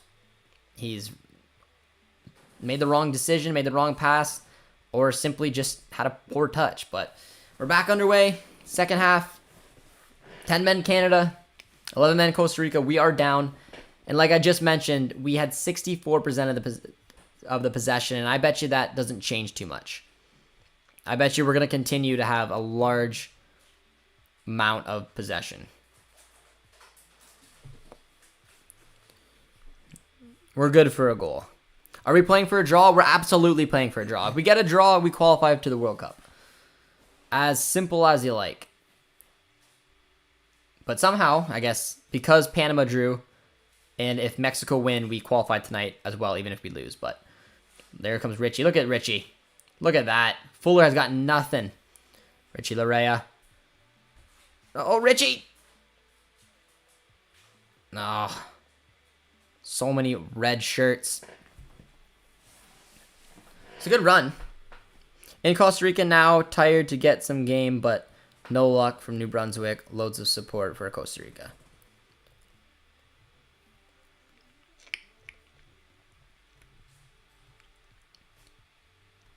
I'm confused with the U.S. and Canada for tied on second. That match should have no impact. I don't 100% know. I'm assuming it's because one of them will probably play Costa Rica. Yes. Yeah. So Mexico... So U.S. would play Costa Rica, yeah. Yes. Yeah. So that's why. In that match. So yeah, if U.S. lose, the reason is because they play Costa Rica and Mexico do not. So that's the difference as to why we're cheering for Mexico. At least, hey, Herdman must have something in mind to make up the 10. Well, the nice thing that should give us a little bit of confidence is the fact that Canada will still have a lot of possession, which hopefully will lead to a few chances. Just given the style of Costa Rica, even though we're down a man. I mean, we see right now, Richie Larea has already had one good run. He's on the ball. He finds Eustachio. Another Costa Rican fall into the deck. Cheer up, boys. Let's draw this game and qualify. Okay, Josh, I'm off the bed. Good luck, Canada. Take care, Kim. Richie's the best player tonight. Richie has been very good tonight, man. He's been very, very good. He looks like he's been playing week in, week out. Looks very comfortable on the ball. He's had a couple really good touches, a couple solid runs. The man looks fresh. Probably from not, stepping foot on the pitch, but if we qualify tonight, the stream is getting at least 150 likes. You heard him, guys. At least 150. That's our new target. So if you guys are just tuning in with us now, drop a like and say hello if you guys are just joining us. Second half is back underway. Oh, that's offside. Brian Ruiz came on if you guys didn't know that. Costa Rican legend. If Mexico beats U.S., we qualify, whether we win or lose. That is true. Like I said, there's two scenarios. If we lose, we need Mexico to win, or we draw. It doesn't matter what happens. We get ourselves qualified. So those are two separate scenarios.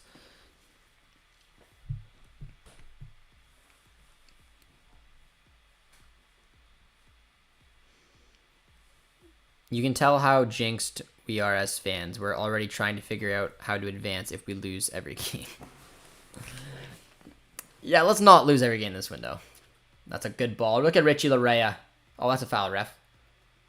Ref, what are you doing?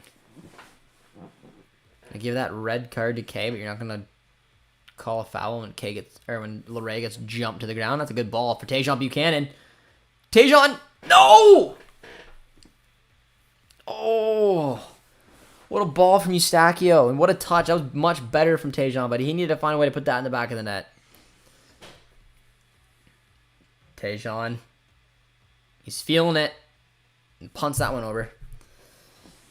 Oh, what a ball from Eustachio, and a really good touch too from Tejan. Take it away from and to get a hit off. It might have been a block. Damn. Beautiful ball and almost a beautiful goal from Buchanan. But that's a little bit better from him. So far, we're looking better with 10 men. Like that's why I said, man, there's a little bit of reason to be optimistic, and it's just simply on the style of Costa Rica. If they were a possession-based team, this would make it very, very difficult for Canada because they would just dominate the ball. They're already up a man, but they're not. They're a team that already sits back. They don't like possession. They're not comfortable with it. And because of that, even though we're down a man, we can still create chances like that. Especially, and that's why I wanted to see potentially get one of Laren or David off, because they've been quiet, and you can maybe add a little bit of pace. But you might have to switch up the shape. You'd have to maybe go to a, yeah, the 4-4-1. But the reason you guys are losing is because the fan pressure and experience. This would have happened in Azteca if the fans as well. I disagree. I think we're losing because we have a red card. Mark Anthony K couldn't keep his head, sent us down a man, and Costa Rica got a goal. But so far in the second half, 5 minutes in, I mean, whether they can do it for another 40 is another question. But we've definitely been the better side in the second half. I'm curious to see how long Costa Rica is able to hold on to the ball.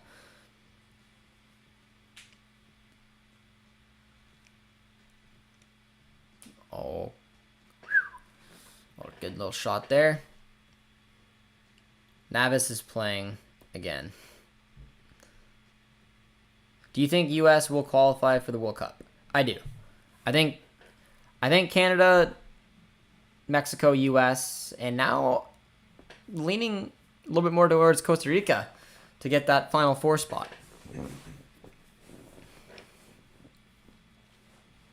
Panama put themselves in big trouble after that draw. LOL, it's a red card for sure.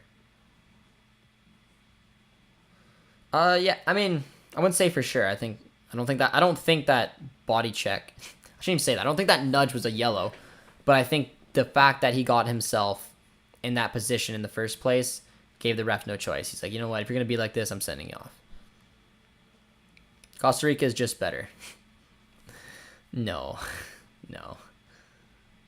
Older, yes. Better, no. I personally think we won't be losing if we were winning. It's a good ball. Oh, Borjan! Oh! Joel Campbell had a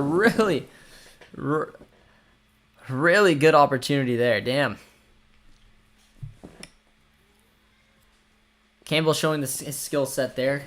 Probably should have been able to bury that, but got lucky. Got lucky. Borjan was able to get a hand to it.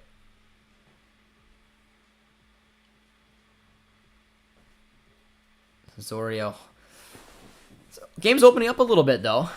It's a tough challenge. Foul as well. Maybe if we can get a Costa Rican player sent off, we'll be back in the good books. Looks like a yellow card's going to come out. There we go. We're half of the way there. Super safe from Borjan. That probably would put the game to bed if Campbell would have scored that.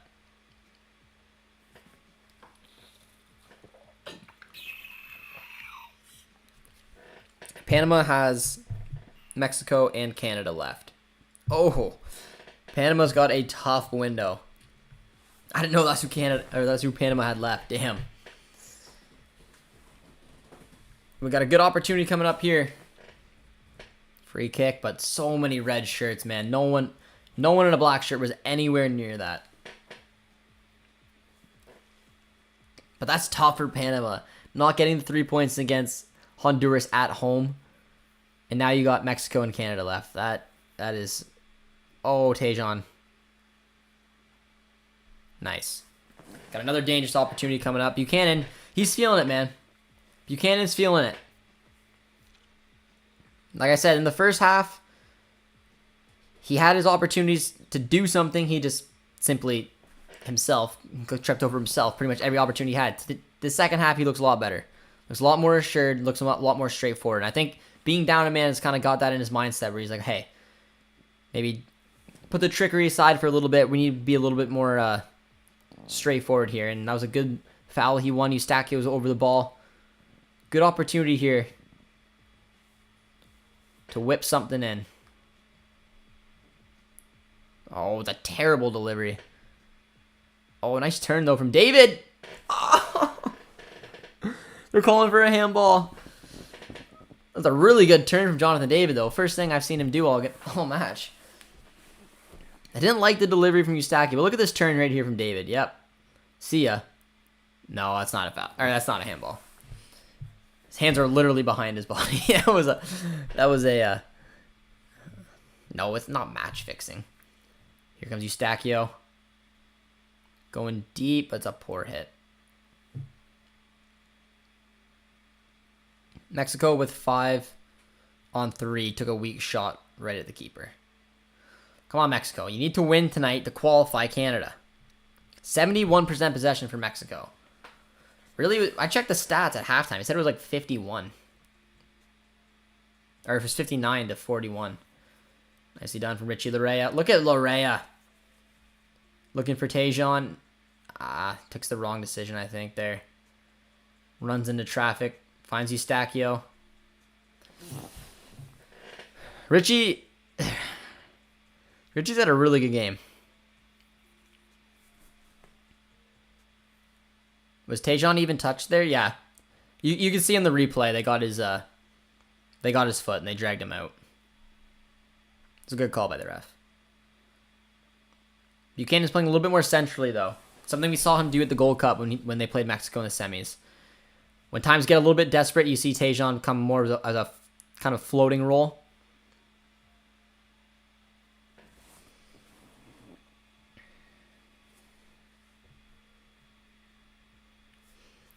Weah is suspended for the Panama game for the U.S.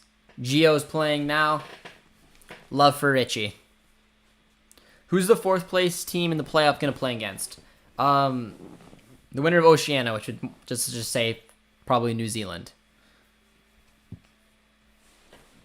Which is very favorable. The Asian winner, which I think let's just say I think UAE is going to have to take on Australia. Winner of that takes on fifth from CONMEBOL. So CONMEBOL will be the favorites there. Probably Colombia or Peru will finish in that spot. And then for CONCACAF, they take on probably New Zealand. So there should be 4 CONCACAF nations in the World Cup. Unless a big upset happens from New Zealand. Yeah, this game is opening up.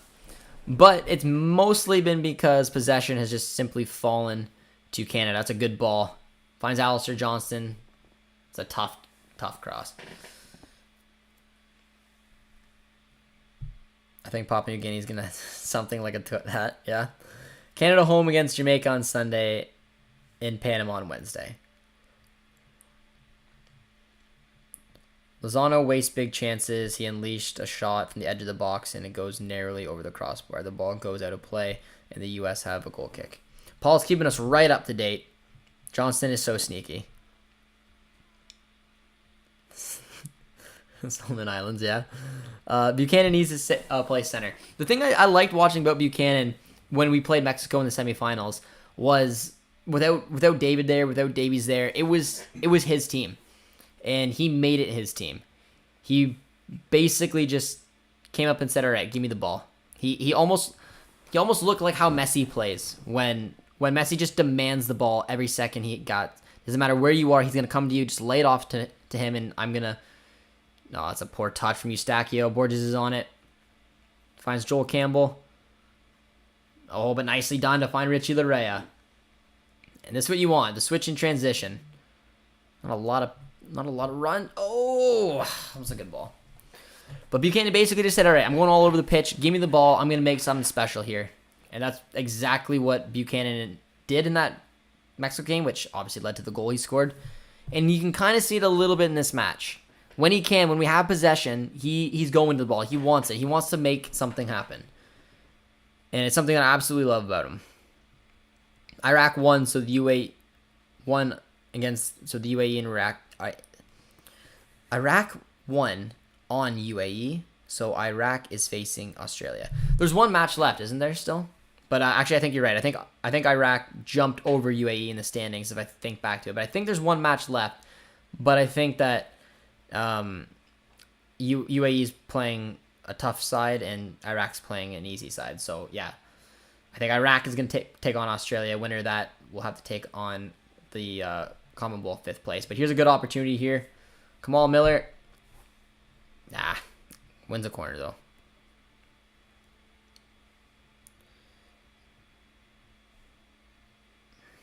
I love how Commonwealth does their World Cup qualifying. Yeah. Looks like a double substitution coming up for Costa Rica. Seeing the tired legs. If you guys are just joining us in the chat, be sure to drop a like on the stream. Say hello as well, as we're at the 60-minute mark. Canada down 1-0 and down a man. But to be fair, it's still been a pretty good second half. It's been pretty entertaining, and there's been a couple big opportunities coming for Canada here. So this thing could still go either way. And hopefully Mexico wins. And then we qualify anyway, so. Eustachio. It's a decent chance from Hutch. Is Canada winning? They are not. They're losing 1-0. We're going to score the 70 minutes after Ugbo comes on. Let me know what you guys think about substitutions. Who do you like to see come on? We have a viewer saying that Ugbo, which I'd like to see EK. I think, like I said, I think Cavallini will come on in the last 10 minutes. I do think Liam Miller would be useful, and that's probably the number one substitution I'm thinking of. Other than that, I don't know if you throw on Kone or Frazier, and I don't think that they will. Here comes Richie. Oh! Hutch almost got himself in a little bit of trouble right there. UAE is still third despite losing to Iraq. Iraq are 1 point away from UAE though with 1 game to play. Okay, that's what it was. But I think, like I said, I think UAE is playing a difficult side, and Iraq playing an easier opposition. But I don't know. Either way, I don't think they're gonna have either one of them are gonna have a shot at qualifying. So sorry for them. But Joel Campbell's coming up with a corner. Dangerous opportunity coming up for Costa Rica. Ooh. Looked a little iffy there, but the boys got it clear.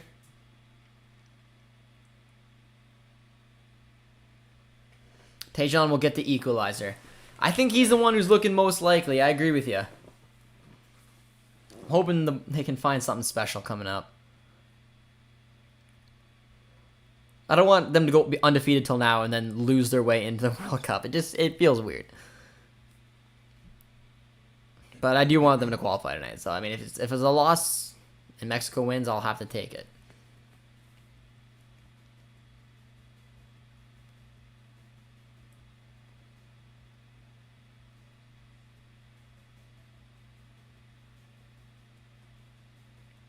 Nicely done. Osorio holding on to the ball a little bit.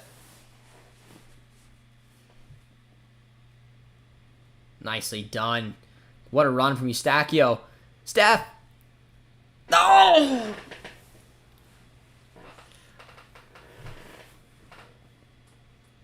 Oh. Look at that run. Beautiful little layoff from Laren. Oh, no. He had Navas beat, but went just a little wide.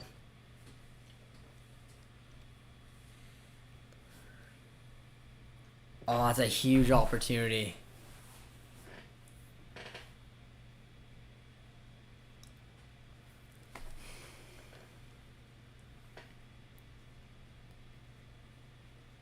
Whew. A little passing between Hutch and Borjan's looking a little iffy from times today. Borjan got himself in trouble, and so did Hutch. But there's a nice little touch from Alistair Johnston. Finds Tejan. What a ball. Right-hand side is looking pretty useful for Canada right now. Dang it, I'm Canadian and I normally don't care about soccer, but this seems interesting.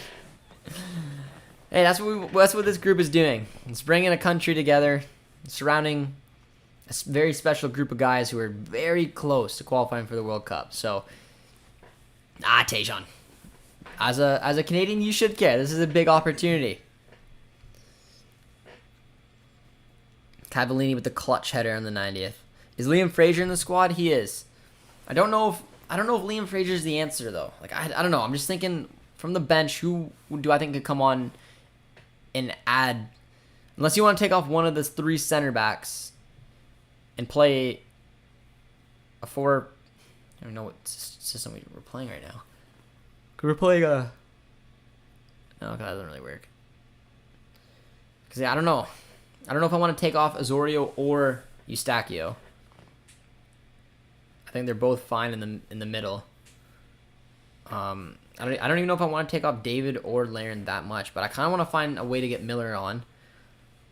And maybe Cavallini, Ugbo down in the line, but those are the 3 players I'm looking at. That's a good ball for Joel Campbell. That's a big opportunity for Costa Rica. But not the cleanest finish you're going to find. We're going to sneak at least 1 point out of this window. I'd assume we can do something dangerous against Jamaica.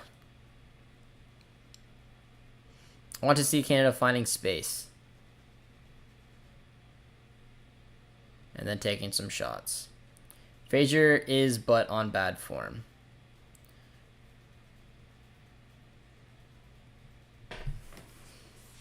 Yeah, I don't think he. Oh, that's another good ball. Costa Rica's going over the top today a lot. To a decent amount of success, but Hutch did well there. Looks like a very well even played match so far, given the fact that we're down a man, which is encouraging. But I'm just curious to see how these legs are gonna do. Not easy playing well over 45 minutes on 10 men. These guys are gonna be pretty damn tired.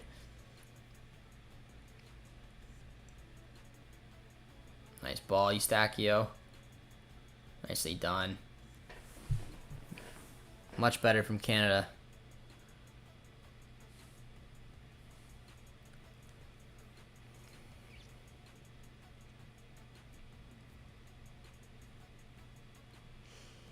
It almost has to be more in transition, I think, when you're going to find them really open up this Costa Rica side. When you give them the ability to pass the ball around the way that they're doing right now, you just allow Costa Rica to slide in there with that 4-5-1 system that they have, and really, and really they can just sit back and defend. It's what they want to do, is what they like to do. You almost got to bait them in, allow them to come down, and then somehow get the ball, which isn't always easy to do, especially when they're up a man, and then hit them on transition, but. That's not what Costa Rica is going to do. They're going to sit back like this. They're only going to send a few forward, and then when they can, they have the lead.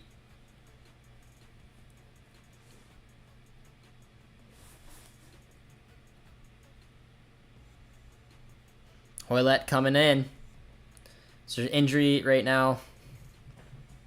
We're almost at 150 likes. Well, if you guys are in the chat right now and you want to help us get to 150 likes, be sure to drop a like. Say hello in the chat, as there's a substitution coming up right now. I saw David walking over to the bench. I don't know if it'll be him coming off. A win would be huge for Canada. A draw would be huge for Canada. A draw would get us qualified. But a little frustration. So I think coming off injured. Usually you can tell when a player knows that, it's an injury or a recurring injury, because you see that type of frustration.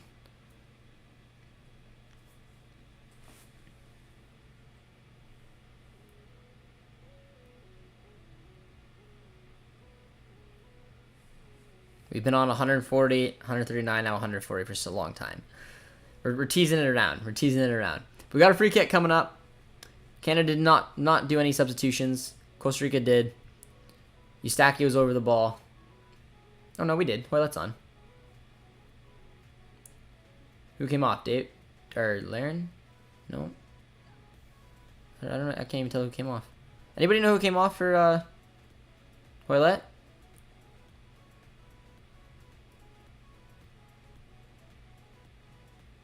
I have no idea. I see David. I see Laren. I see Osorio. I see Eustachio. Was it Hutch? No, I see Hutch. Johnston? I think Alistair Johnston came off for Hoylett. I think that was a substitution. Alistair Johnston out. Yeah, Alistair Johnston out, and yeah, one real defense. Well, Richie Larreyes. I mean, he's a very attacking fullback, but he's technically can play as the left-right back position. Getting a little feisty there, Larreyes. But yeah, you got Hutch and Miller in a back two with Richie Larreyes at right back, and I think Tajon's gonna have to have a lot of responsibility playing as a right back / right winger, because he's gonna be up and down that right-hand side to try to make up for the absence of Alistair Johnston. But Eustachio's been whipping in gorgeous balls all night long. Let's see if we can put another one in here. That's good. It's really well defended. Finds Junior Hoylett. Finds Hutch. Buchanan. It's a poor delivery.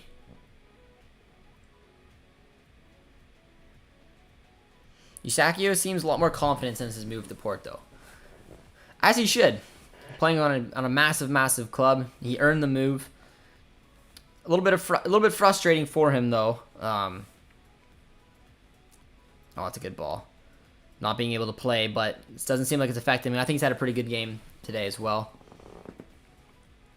Kamal Miller just shrugs off Brian Louise. 20 minutes to go, and the 10-man Canada just dominating possession. You're just waiting to see if and when a big opportunity can present itself. We've had two, in my opinion. The last one being Eustachio's big opportunity. Tajon also had one. 2 point-blank opportunities, but again, this is Keylor Navas, man. It's a player who knows how to come up with a big save. And we came up with one big one, but Eustachio's just went wide. Did I hear you say producer T in the back? That is producer T, man. You don't see him on screen, but he is behind the scenes at all time. Look at the new JJD TV logo. Looks good. Looks good in the comments section. Eustachio. Oh, Buchanan. Come on, Tajon. Let's break some Costa Rican hearts.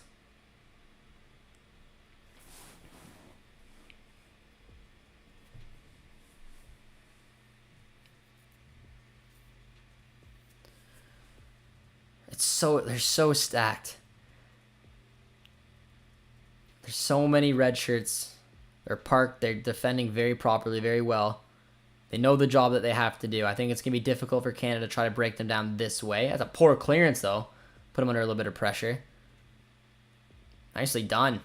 Finds Junior Hoylett. Junior Hoylett would be a worthy goal scorer right now, man. He's been with his national team for a long time, him and Hutch. Oh, nicely done. Junior Hoylett. Oh! No!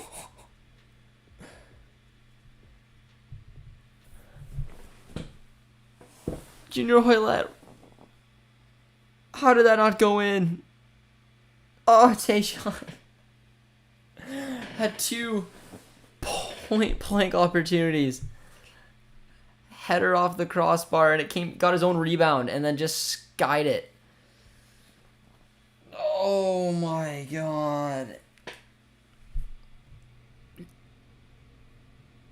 No way. Junior Hoylett did such good work with that ball, man. He got through like 2 guys, put in a beautiful cross. No, that should have been in the back of the net. It should be 1-1 right now.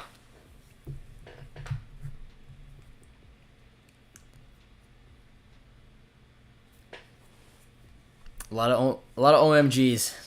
A lot of OMGs. And our spammer's back. But besides her, the crowd is stunned. There are 3 different accounts that are just a little bit different, so because I'm blocking them and reporting them for pornography. Producer T is hard at work taking care of the spammers, continually blocking and reporting. Oh my god, that's so frustrating. At a time, and you can't, even if you hit delete, it takes like 10 seconds to actually kick it. It's all good. It's all good. We have 15 minutes here. Tajon Buchanan puts one off the crossbar. He then has this follow-up. Costa Rica are just holding on, man, to 10-men Canada. Speaks volumes to the style that Costa Rica plays. It's not pretty. It's defensive, but they've opened themselves up to a lot of opportunities. And they've had to be good defensively. So frustrated. This game was ours for the taking. It was. It's still not over. We only need a draw. Remember that. We only need a draw. Oh. Goal kick coming up.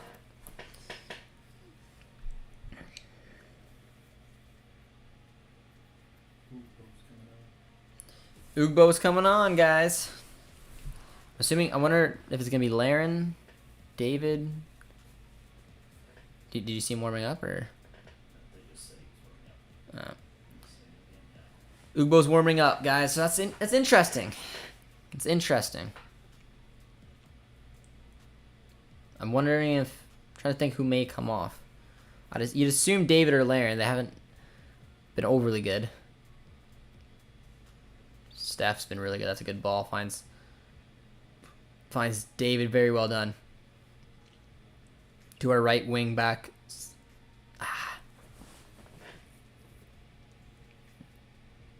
Hutch is like, no, we're keeping that in. Finds Buchanan once again. That's a poor ball. And it's out for a corner.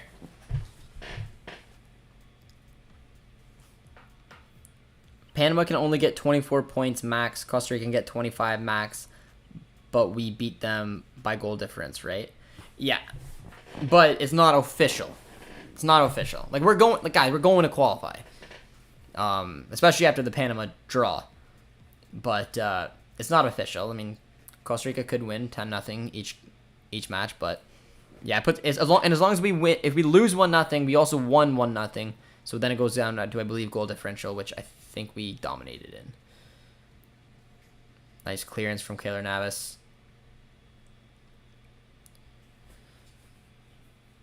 Finds Osorio. Nice ball.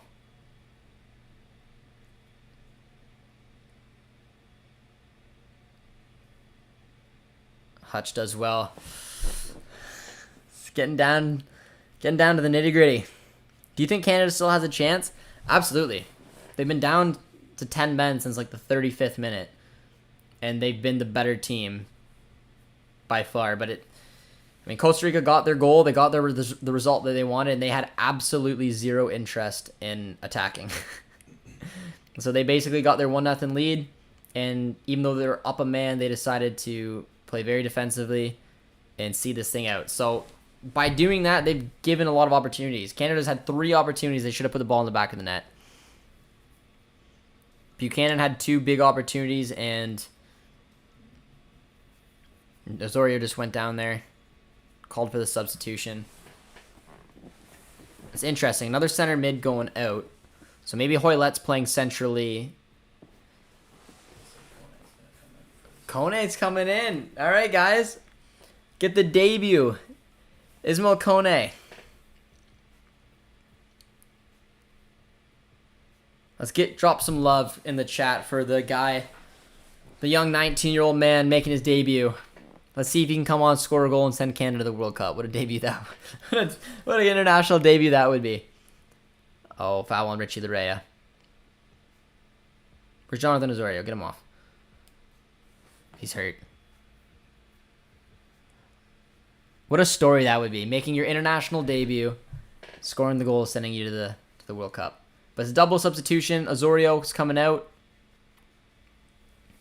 for Kone, and Laren's coming out for Ike Ugbo.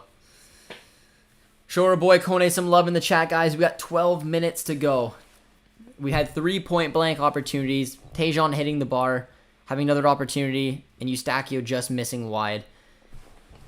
Something tells me another opportunities to come.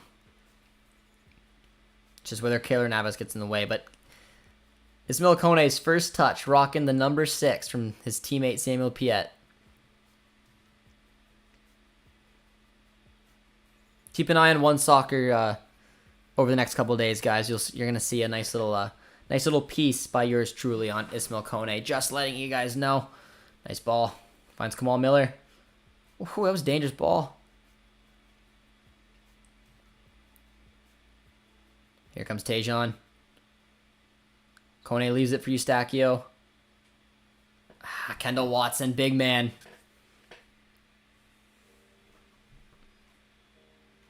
Oh, nicely done. Canada pressing well, down a man. And here comes Tejan. As we talked about, going centrally. Wanting the ball, wanting to create.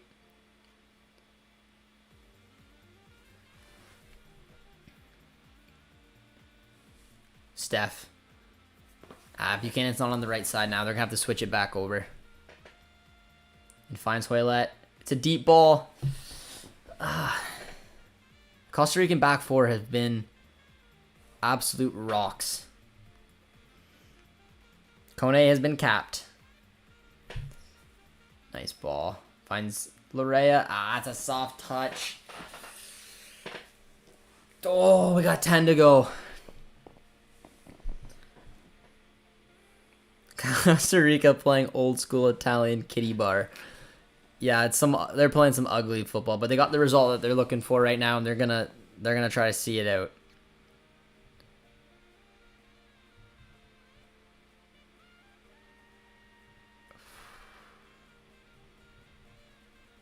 What position does Kone usually play?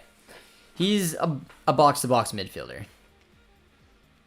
The video essay we have coming out on him dives in a little bit deeper, but he played as a 10. He's definitely got attacking attributes. He's got defensive attributes, but I'd say his best position, the position he plays the most right now, is that box-to-box. So he's been playing in the midfield right now.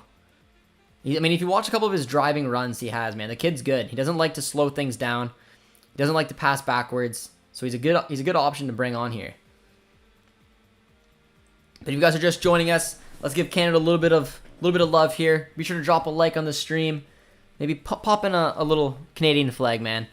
Let's see what we can do from the the YouTube side of things. Maybe give some little special motivation somehow. So we need one goal here, man. As long as the U.S. game's still 0-0, which I think it is, we need one goal here to send us to the World Cup. And we got a corner kick coming up from Junior Hoylett.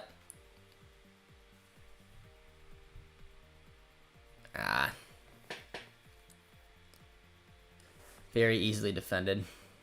Look at Tejan. Great first few touches from Kone. Yeah, man. He looks right at home. Not surprising. As they find Richie Larea. He's going to say F it. He goes for it. Richie Larea. Oh! The Hoylett caught that. Campbell just goes for a quick little jump. Which side of the field is Canada on? They're playing right to left. I guess if you're looking at it from the camera. I don't know if you're watching the game. They're in black. Which club does Kone play for? He plays for CF Montreal. Look at the Canada flags coming in. Huge save again for the U.S. Send that guy off. What a flop. Yeah, Joel Campbell went for a little dip in the pool there. 88th minute in the U.S. and Mexico game, still 0-0. If Mexico could somehow get a W, that would be nice.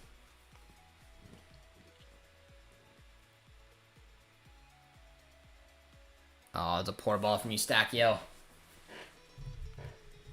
But pushing bodies forward.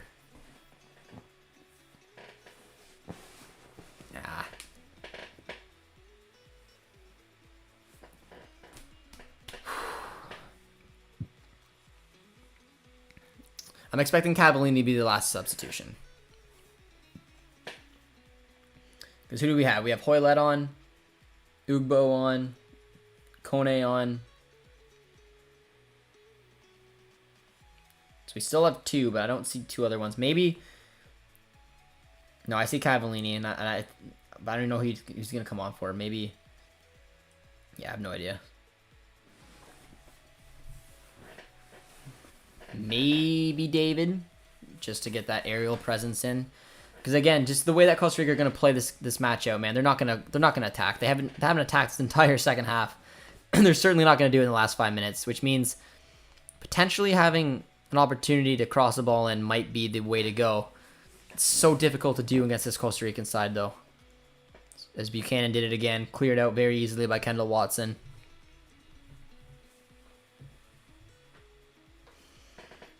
Getting a lot of love in the chat. Let's go, Canada. Okay, thanks, JJD. No problem, my man.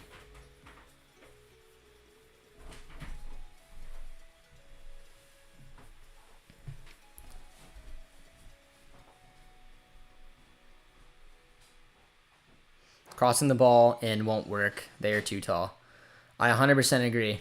But it's so hard to get them to bite and come out of position. Costa Rica are going to be very, very careful how many bodies they're going to want to put forward. They're going to want their walls, their 4-5-1 system.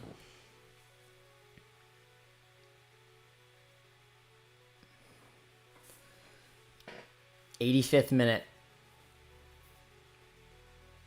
Oh, nicely done. Come on, Hutch.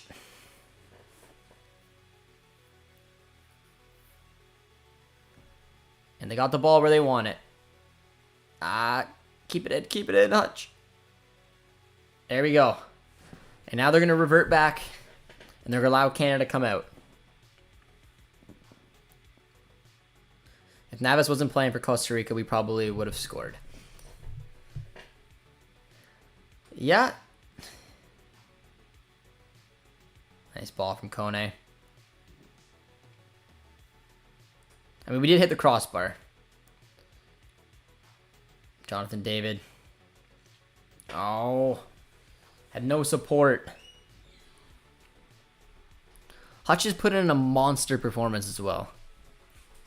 He's got to be exhausted. Maybe bring him off for the last little bit and toss Cavallini on.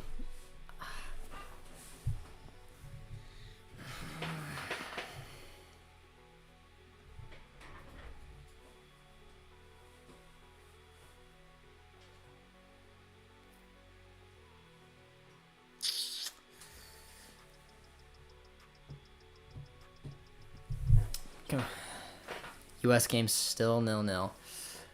Oh, we got 3 minutes and then additional time to see if Canada can do something special here.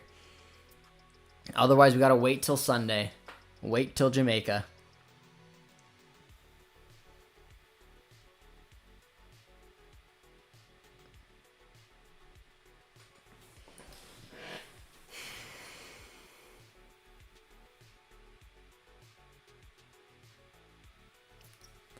Eustachio. Nice ball for Kone. Look at the composure on the kid. Look at that. And he picks out the pass. Hoylett. Richie.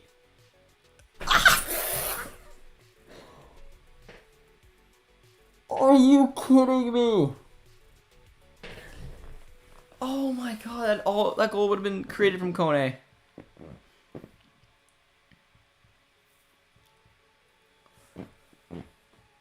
Oh. Jonathan David to send us to the World Cup.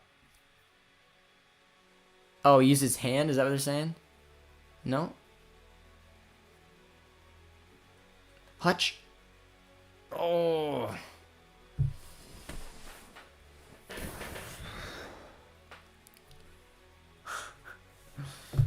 I can't believe we hit another post, man. Give me a break.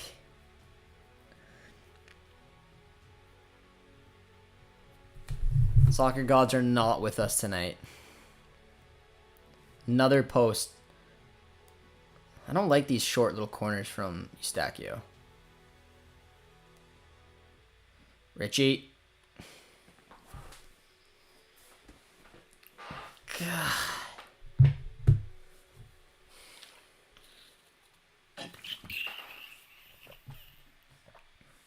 Herman's in a stance. Jonathan David, 2 inches away. Hutch is just throwing people to the ground.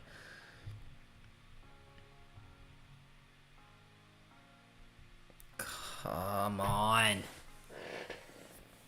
You gotta wonder how many chances you're gonna get. Like, you gotta give them credit, man. I know we might not get the result, but they've been down to 10 men for the majority of this match. And they've had now 4 point-blank chances. 1 off the crossbar, 1 off the post. We needed just a draw.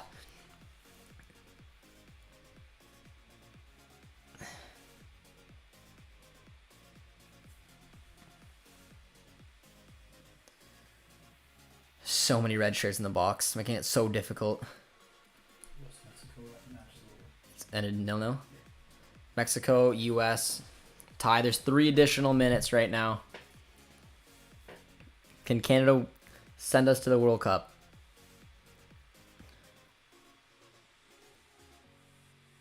Here comes Kone.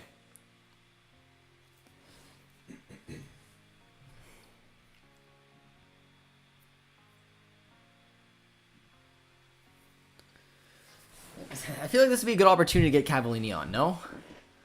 They're just, all Costa Rica's gonna allow them to do is whip balls in. I feel like having his aerial presence would have been pretty useful. Ah, Tejan gets the foul.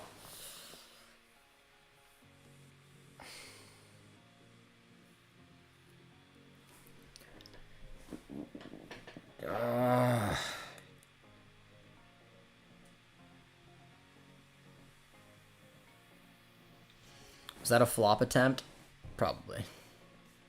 But Kone looks super smooth on the ball, man. He really does. As soon as it comes to him, he just knows exactly what he wants to do with it. And if David would have scored that goal, it was created through him.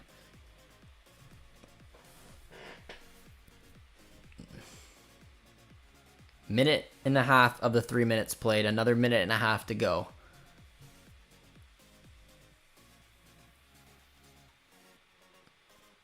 Borjan. Oh, come on, man.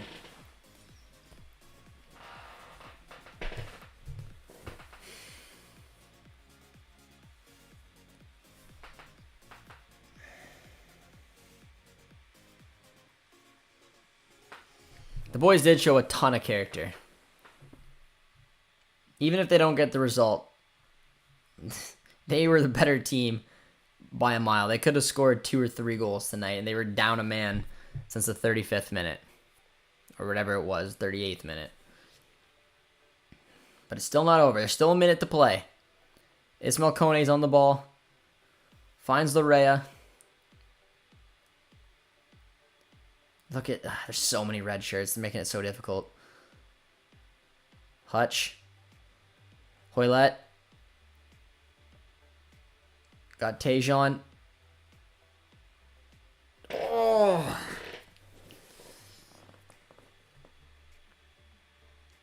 Oh, David. Foul. And free kick. It's in a decent opportunity, man. We've seen Eustaquio score one from here in the Gold Cup. I think we saw it. Did we not see him scoring against Costa Rica? No. I remember what team it was against. It's a decent way out. But the 93 minutes have been played.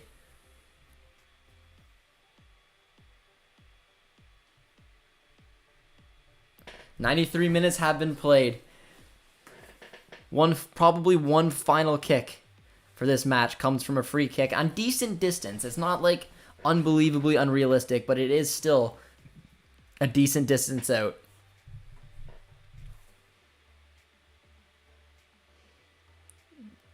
Eustaquio is over it. Borjan, just go and hit it, man.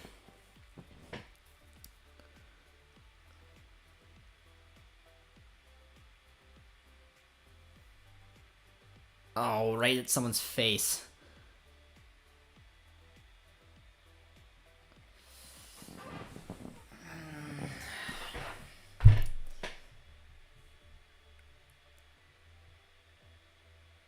That's disappointing. That's disappointing, man. I don't like pointing fingers, but okay. I mean, you got to give Canada credit, man. That was tough. We were the better team down a man for the entirety of that match. But Costa Rica knew exactly what they wanted to do. They were, I mean, Canada went down to one man. They went at it. They got their goal. They sat back the entirety of the match. And now they put themselves back into the driver's seat. A lot of character from Canada. We'll say that much. A lot of character from Canada. It's a tough one. We still have a couple opportunities, clearly. But we'll get our 5 takeaways video coming out for you guys basically right after we get off here. So guys, I appreciate you guys all tuning in with me. If you could be so kind to drop a like on your way out if you did not do so yet. Drop a sub as well if you guys are new to the channel. It's always appreciated. And yeah, we'll do our 5 takeaways video and we'll post that right away. It's I don't know. It's a bitter feeling because we could have qualified for the World Cup tonight. But I guess we're going to have to do it at home against Jamaica. Maybe it's a little bit sweeter that way. Maybe it's not midnight so we can celebrate a little bit longer. I don't know. It sucks. It sucks. But kudos to Costa Rica. They put themselves in a much better opportunity to qualify for themselves. But yeah, there's definitely some takeaways for this. But I appreciate you guys all tuning in. Drop a like on your